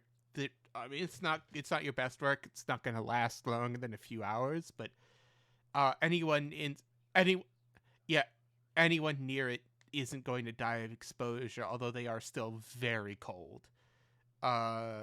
Cuz all of you came from like fall weather to the heart of winter, literally.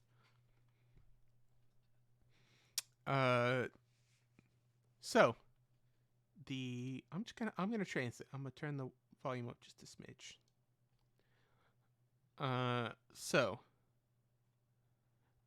you all, uh, So Fritz, you dive through the portal as it closes behind you.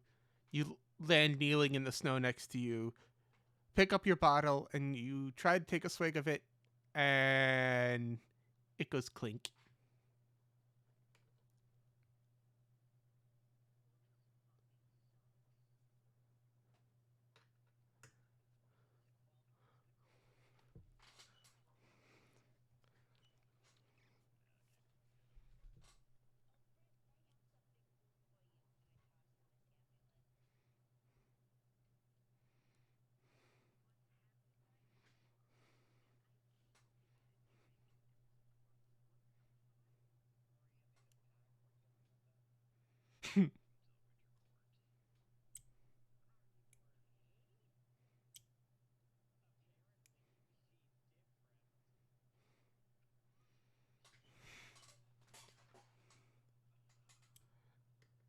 uh, so,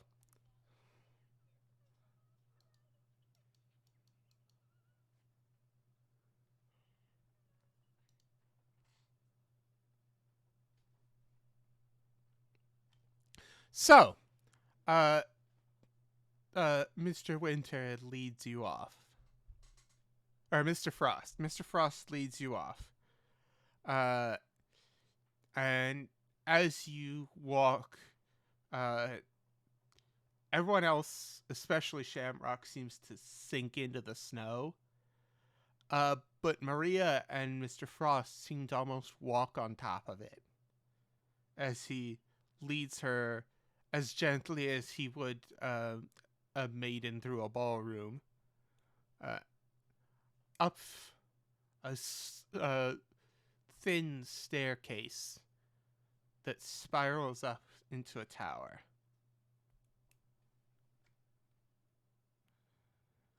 Snow is driving against you. Those of you who have functioning eyes uh, are nearly blinded by the wind whipping into your face. Shamrock isn't bothered by it.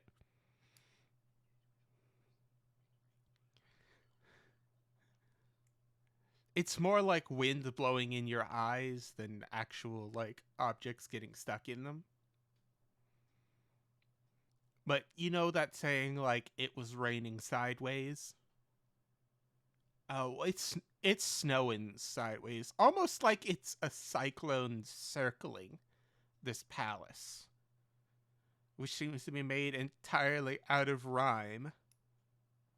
And uh, you follow because to not follow is to be lost in this blizzard, and you eventually enter into a room.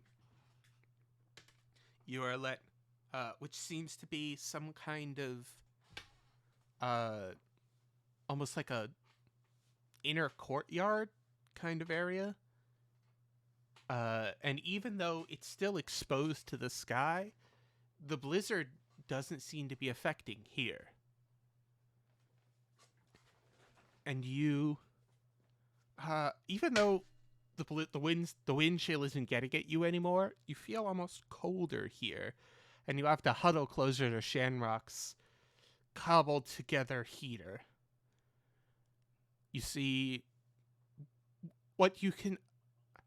Yeah, at the corner of your eyes, everyone except Maria is freezing their ass off, but Maria is walking through like it's a pleasant day. Yeah, it's a pleasant day here. Yep. And you walk along. The two of you are having a pleasant discussion. You know, they renovated this place just a century ago. They used to be yeah, they retiled it in eternal ice. I think it's gives quite a nice look. And you notice that mural over there. That's the Aurora Borealis. That's new. Got yeah, they got this. They got this new this painter. I don't remember his name, but he made a pact. He said he'd give anything to be the best painter in the world. So they made a deal, and Uh, he painted this for us, and in exchange, he got his wish.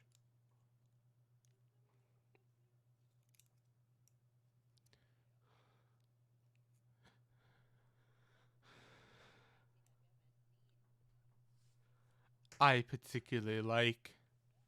I particularly like it. He managed to include some crushed gemstones in the blues and the greens. I thought it was quite nice. Oh,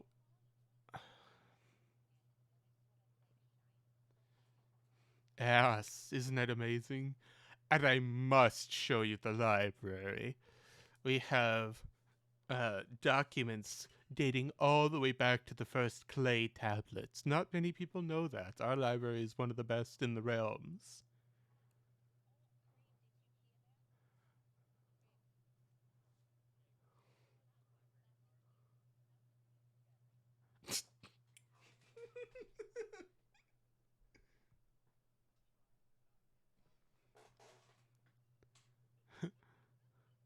Do you want us? Do you want to become a warlock too?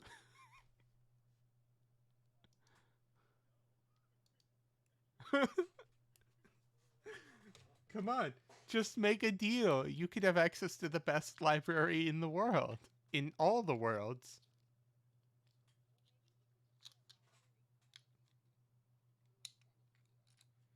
Hmm. I'm sure. I'm sure we could work something out.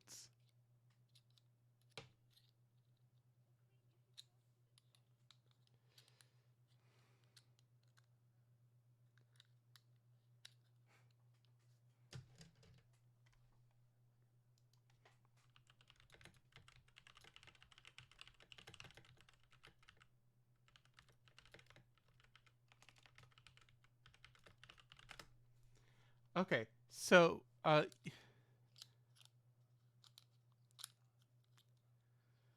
yeah, so you are led uh through a series of doors which seemed open before you without anyone seemingly opening it. Uh and you guys, except for Maria, who's having the time of her life, you guys could swear you see like eyes out of the corner of your eyes, or like a moving shape occasionally. But when you turn your head to look, you don't see anything. Occasionally, you hear some giggles, some high pitched giggles. It's the whole.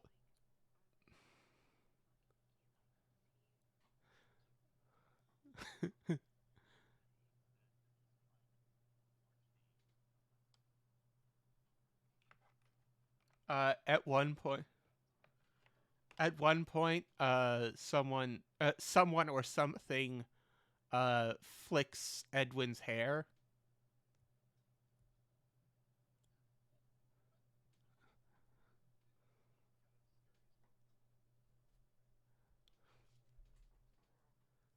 Um, and small hands occasionally tug on your clothing. But when you like look down to see what it is, the hands are gone. No, just, oh, Edwin was just the first one. All of you are getting this treatment, except for Dimitri, who seems to be mostly left alone.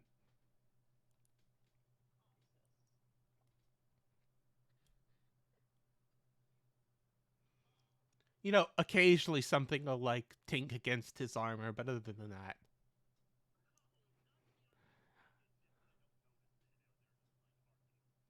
hmm.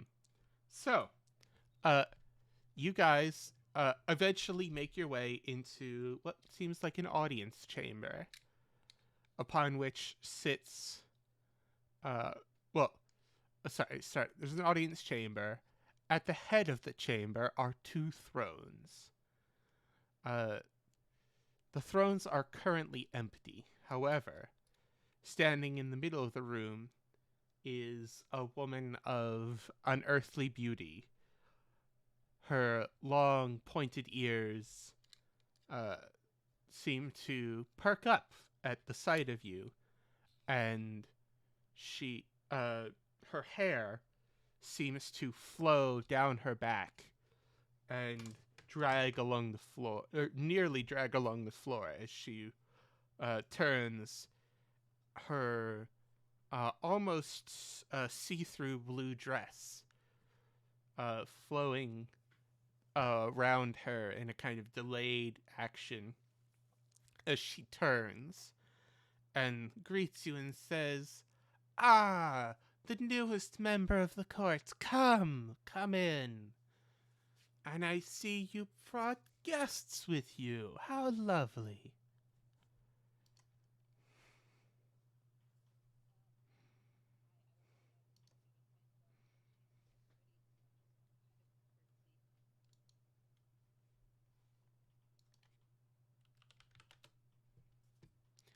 Uh, all right.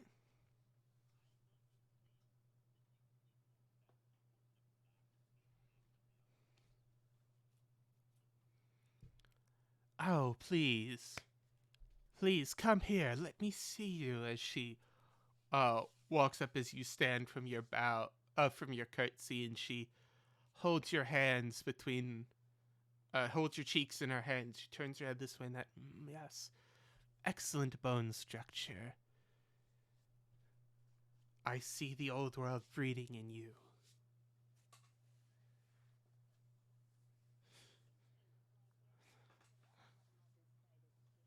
Of course, of course. And Mr. Winter. Oh, no, I'm sorry. Mr. Frost. That's what you're going by these days. How are you? Has been some time since we last spoke.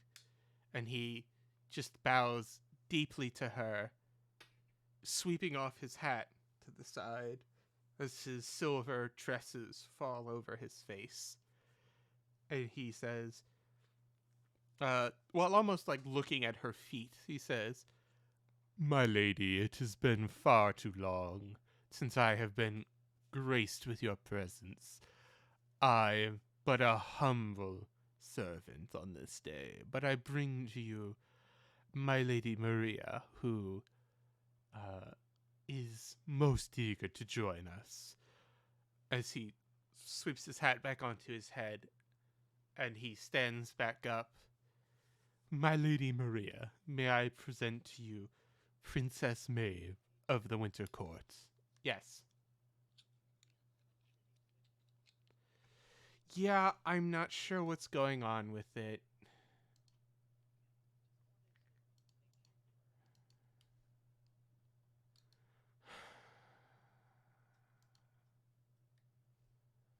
As I said, Streamlabs is being a bitch.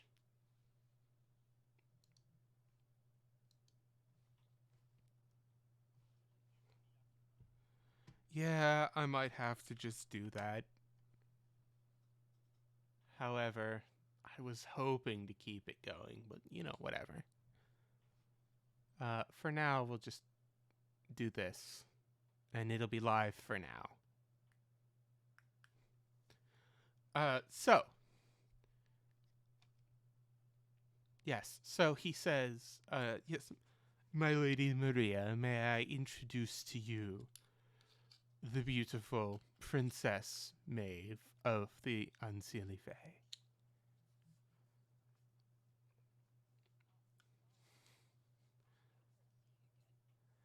Oh, my dear, you don't need to do that. Come. So, I'm sure you have many questions. I'm sure you have many questions about us. But tell me, you've brought these guests, servants? I don't know. Mortals all look the same to me.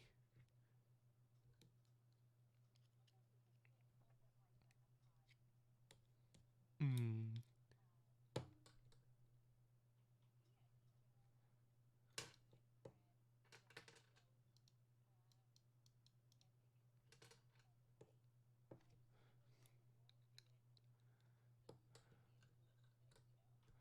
I see.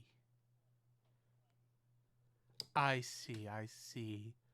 So, uh, e- even before you joined us, you've already understood the importance of underlings. I do like some initiative. Now, tell me, uh, what do you know of our courts?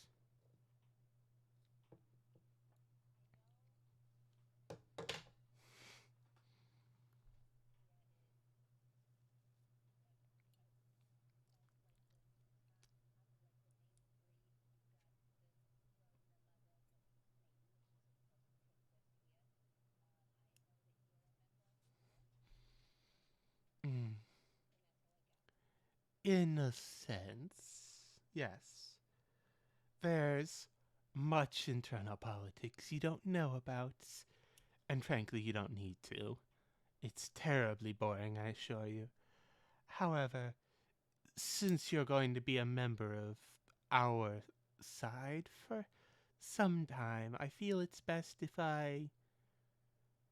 Oh dear, your friends are practically shivering in their boots. Those that have boots. Fashions of this time are so strange.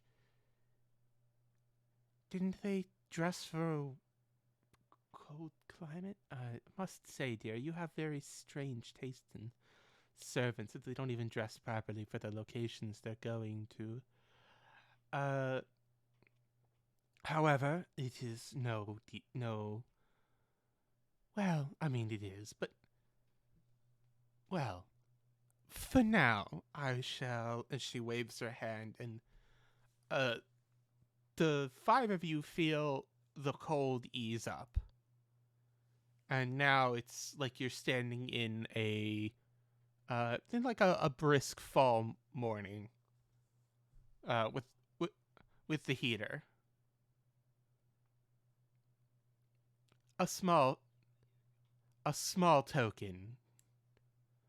Now, she kind of like moves to take up your entire field of vision. So like all your attention is focused on her. Uh so now let me tell you a little bit about the Unseelie Code.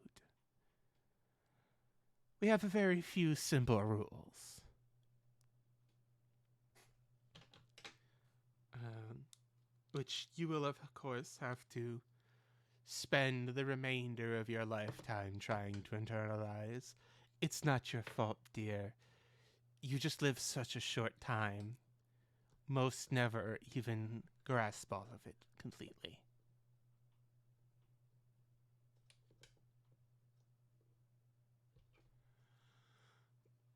The first,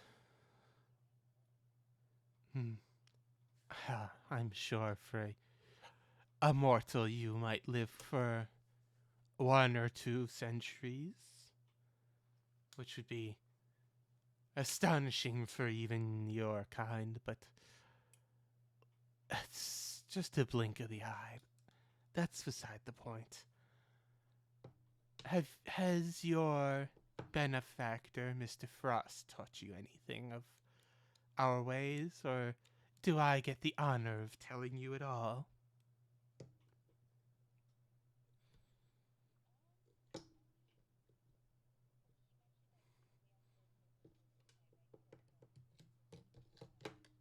Of course. Well, let's just say there are certain rules that have to be followed, and I am the subject of them just as much as you are.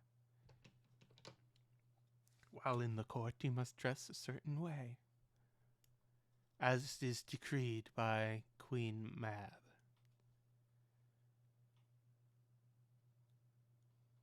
I, of course, added my own little stipulation. Don't you like the dress? I think it's quite nice.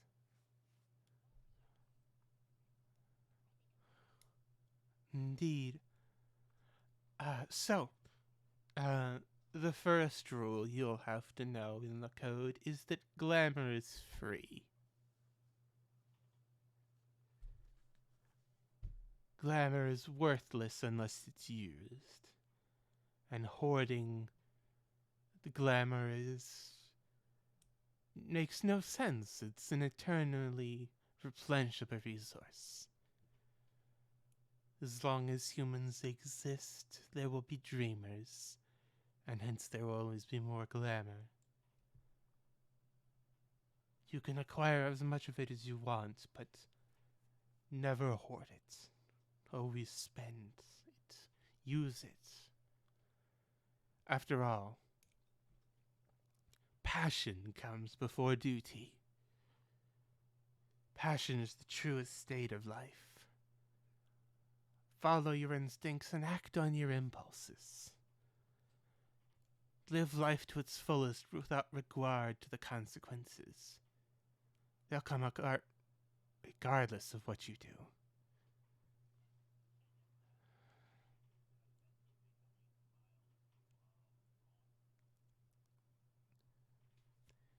Youth passes quickly, at least among your kind. Have fun while you can. I believe there was a poet who once said that everyone dies. And so, if you only have one life, you must live it to the fullest or something like that. I believe the phrase you're looking for, my lady, is you might as well enjoy life because no one gets out of it alive. Ah, yes, how droll. Death comes in time to all, so live without regrets. Speaking of living without regrets, change is one of the foremost values of our court. Security is an illusion. The slightest circumstances can transform a king into a peasant. Nothing is certain in a world where change is the only constant. You must embrace change, or fall before its onslaught. I'm sure you've noticed chaos and discord rule the universe. You must adapt or die.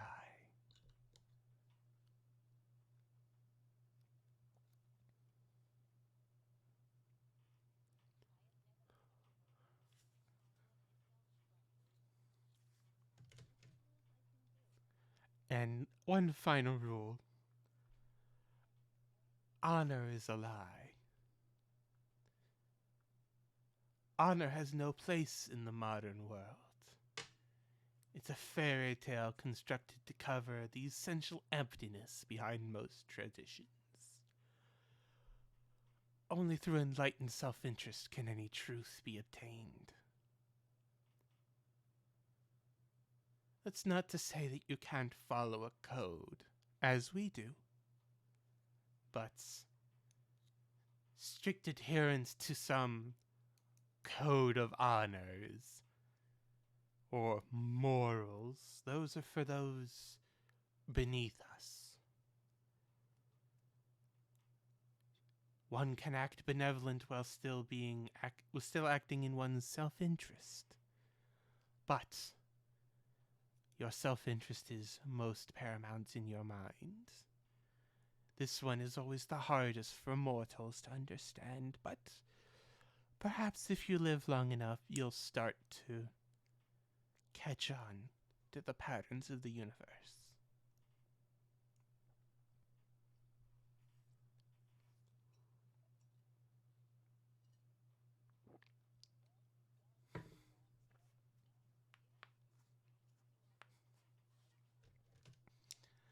She laughs. I knew you could, my beautiful child, as she kisses you on the cheek. I knew the second that Frost brought you to our attention that you were one of us. Oh, the bliss.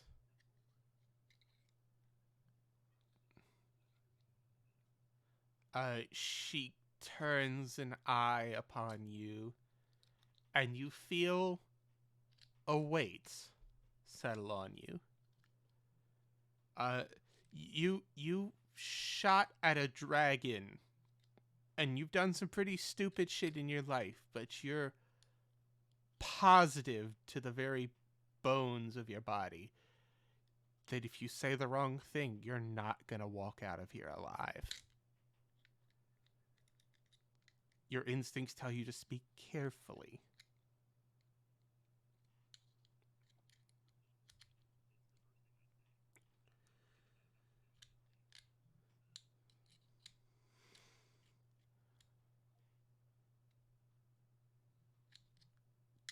He's your servant, dear.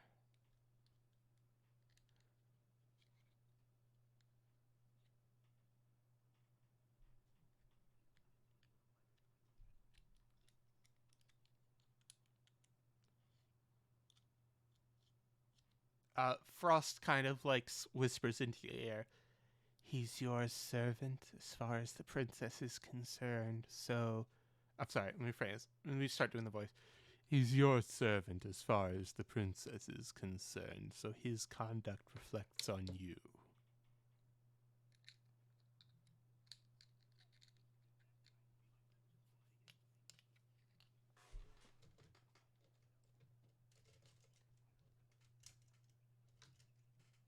Very well. Now, I can practically feel the curiosity and the insecurity rolling off the servants with you. But tell me, is there anything you would ask of me? I can assure you my rates are most reasonable, as the mortals say. Do you want fame, power, strike down your enemies, bring eternal winter to the land? I can do it all for you if you want.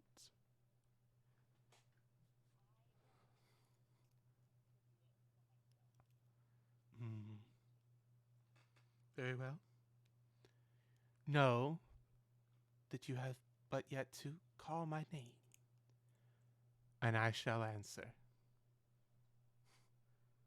I would never dream of stealing a march, as they say, on Mr. Frost, but should you need something that he cannot provide, and it is within the capability of the court to do so, I shall, of course, be available for a negotiable fee.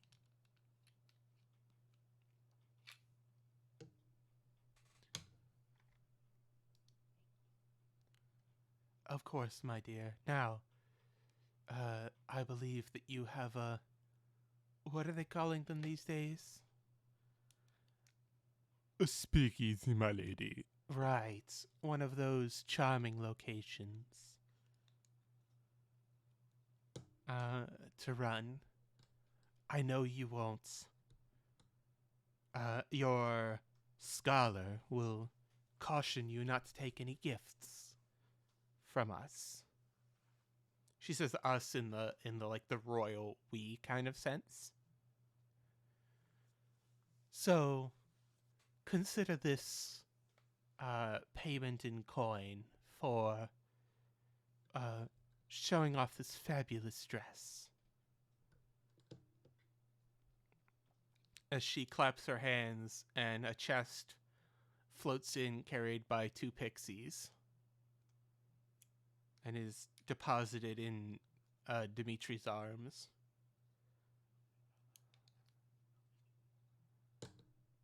It's some of the finest distilled liquors. Not aged much more than a few millennia, but it should help out your business opportunities, I'm sure. Also, as a free warning, do watch out, for the Sealy are on the move just as much as we are, and their agents may even now be moving against you.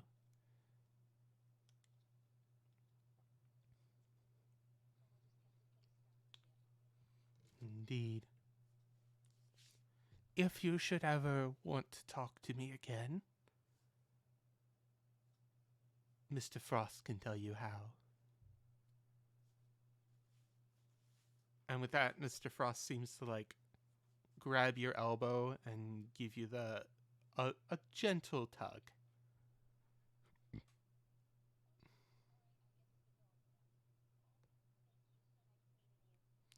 Of course, come back and see me again. Mr. Frost leads you away, and as the doors in the throne room close behind you and your group, he says, "You did very well there. But it does not do to linger in the presence of the princess or the queens too long. They can get a bit capricious by your standards. Which you did very well. Very well indeed. I'm very proud of you. You did well." No, you did very...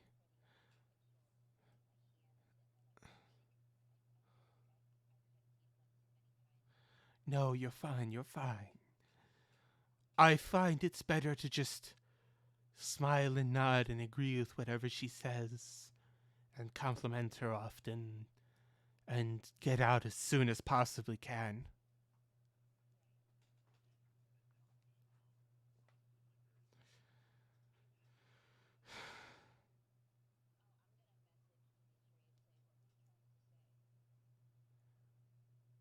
I mean, Dimitri's like standing next to you.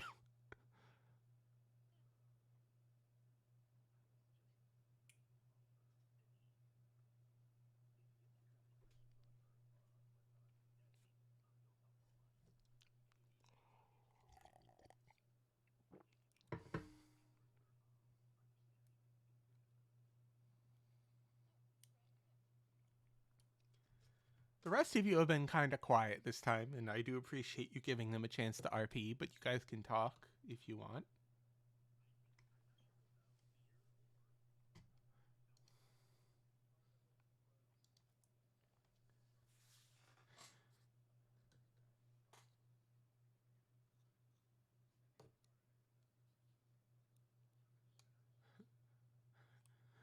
Dark green.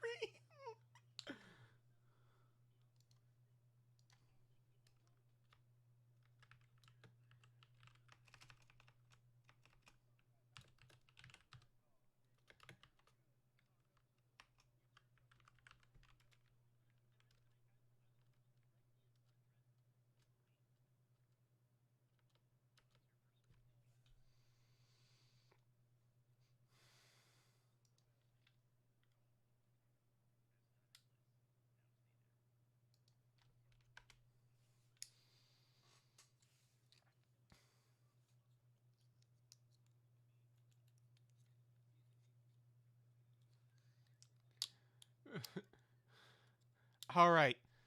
So, you guys are led back to the portal, and he leads you back through, and he says, back to the Moonlit Palace. Where it appears that almost no time has passed whatsoever.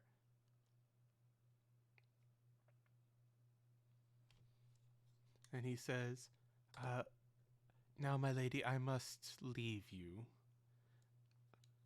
Parting is such a sorrow on my soul, but I must attend to other duties. You understand?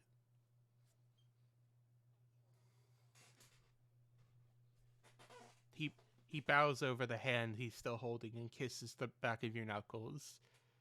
And then, with a flourish, he's through the portal and it closes behind him.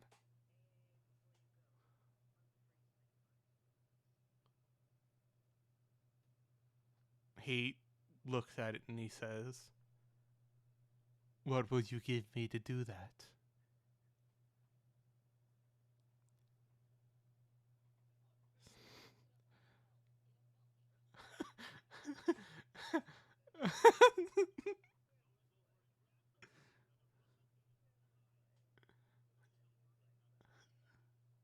Hold on. Hold on. What's this man look like? He looks... So Dimitri goes over and grabs another bottle of booze while this is happening. But for you, He is tall about he's tall about 5'4", or sorry, 6'4", 6'5". He's thin. Uh, he's wearing a crushed velvet suit, and he has his silver hair goes down to about his shoulders. He's wearing a top hat, which is down so that it covers. You can't see most of his face other than his nose and down.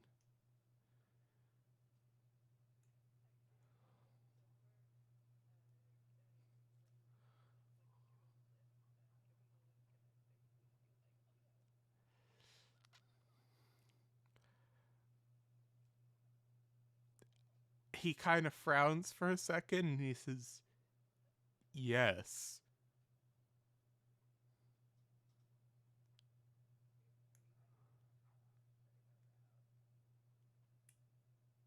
Right. So if that's all, I'll just be going then. You keep very strange company, my lady. As he walks through the portal and disappears.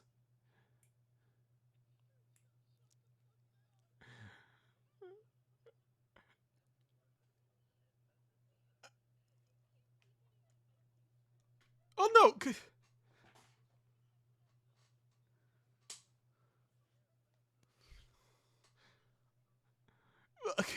so, so you said, "What would you give me to do that for you?" And you said, "Wouldn't you like to know?" And he's like, "Yeah."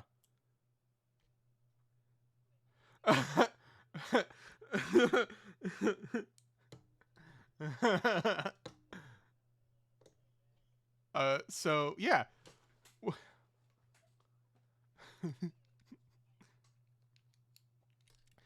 it is 10. Do you guys want to keep going for a little bit, or do you want to just call it here?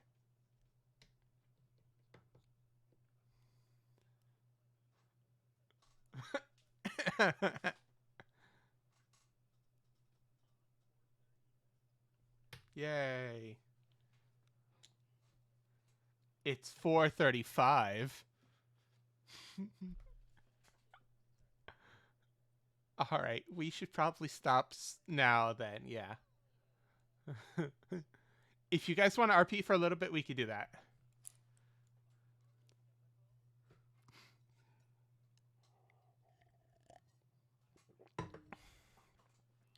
That sounds neurotypicist.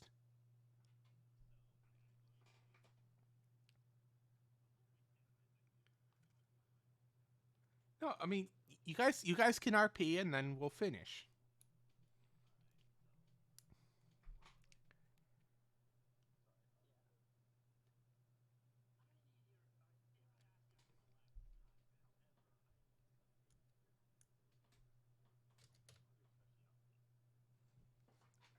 Cooking books.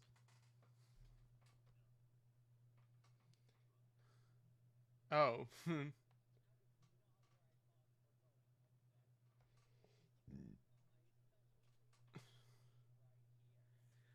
Aren't you a drug dealer?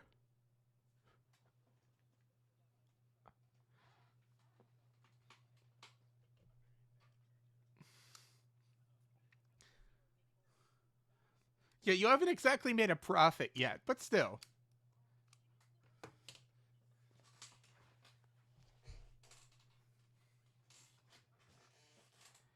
Yeah, I mean, everyone kind of just assumes that Fritz has done everything: smoked, snorted, rubbed, dropped, or otherwise imbibed.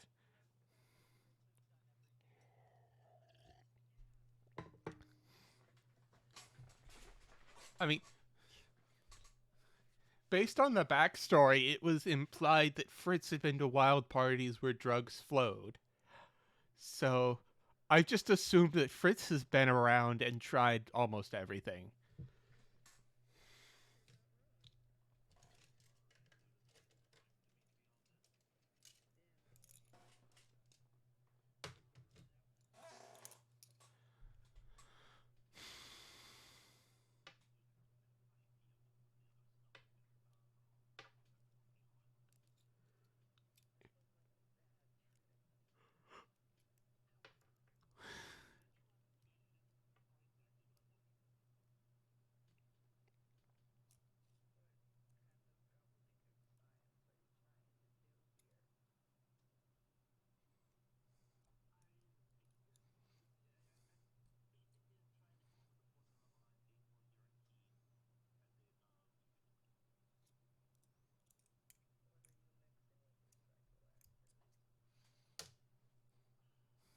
Uh,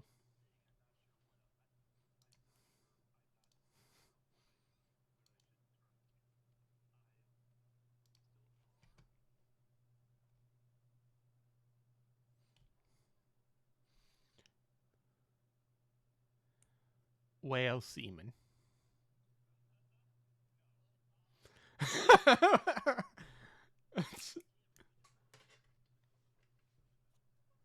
I mean, I haven't read through it yet, but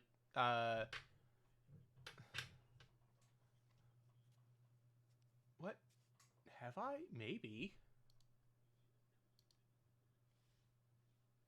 Oh, fucking. Oh yeah, I think I had.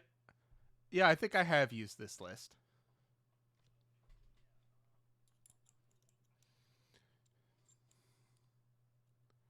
Okay, well, you're gonna have to find some.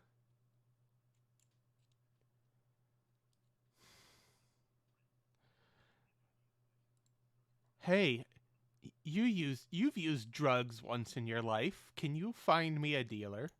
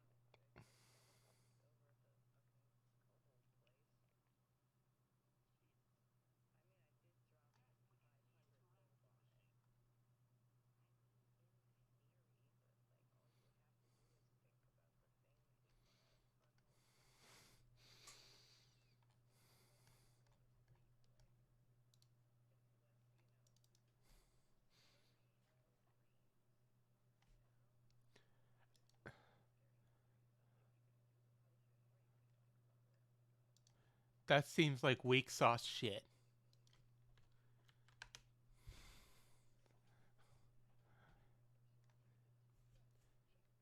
Yet.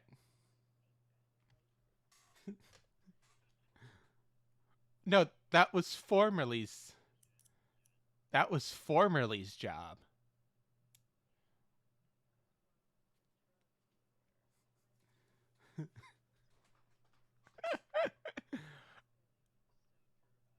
Okay. Yeah, I think we're spiraling at this point. Does anyone have any last things they want to do? The amulet? Oh, the amulet lets you see through the glamour placed around this the casino. I mean, you can just make a will save every time you go near it if you want. Yes. Yeah, everyone got one.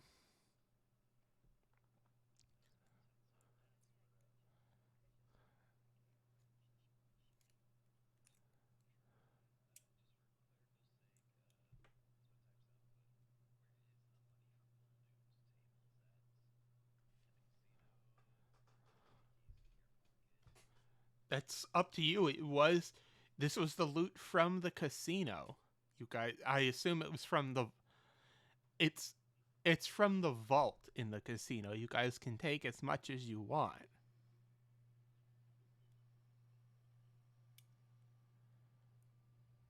I mean, you guys, this is if you like looted the place and took everything. This is what you guys could find.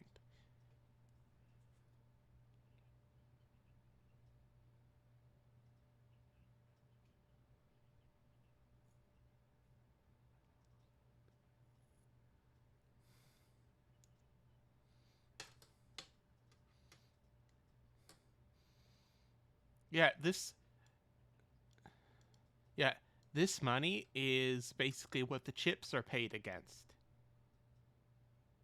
So if you guys want to like take it, you're welcome to do that. It's your place now. You can take as little or as much of it as you want.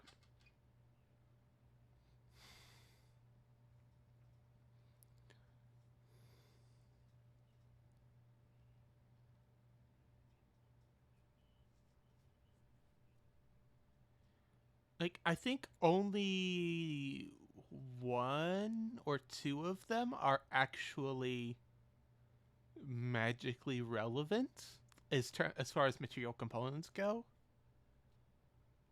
I believe onyxes are used in necromancy, and I think moonstone is used in a spell or two. I'm not sure about lapis. I think it may or may not be used in stuff. Most of it's just pretty.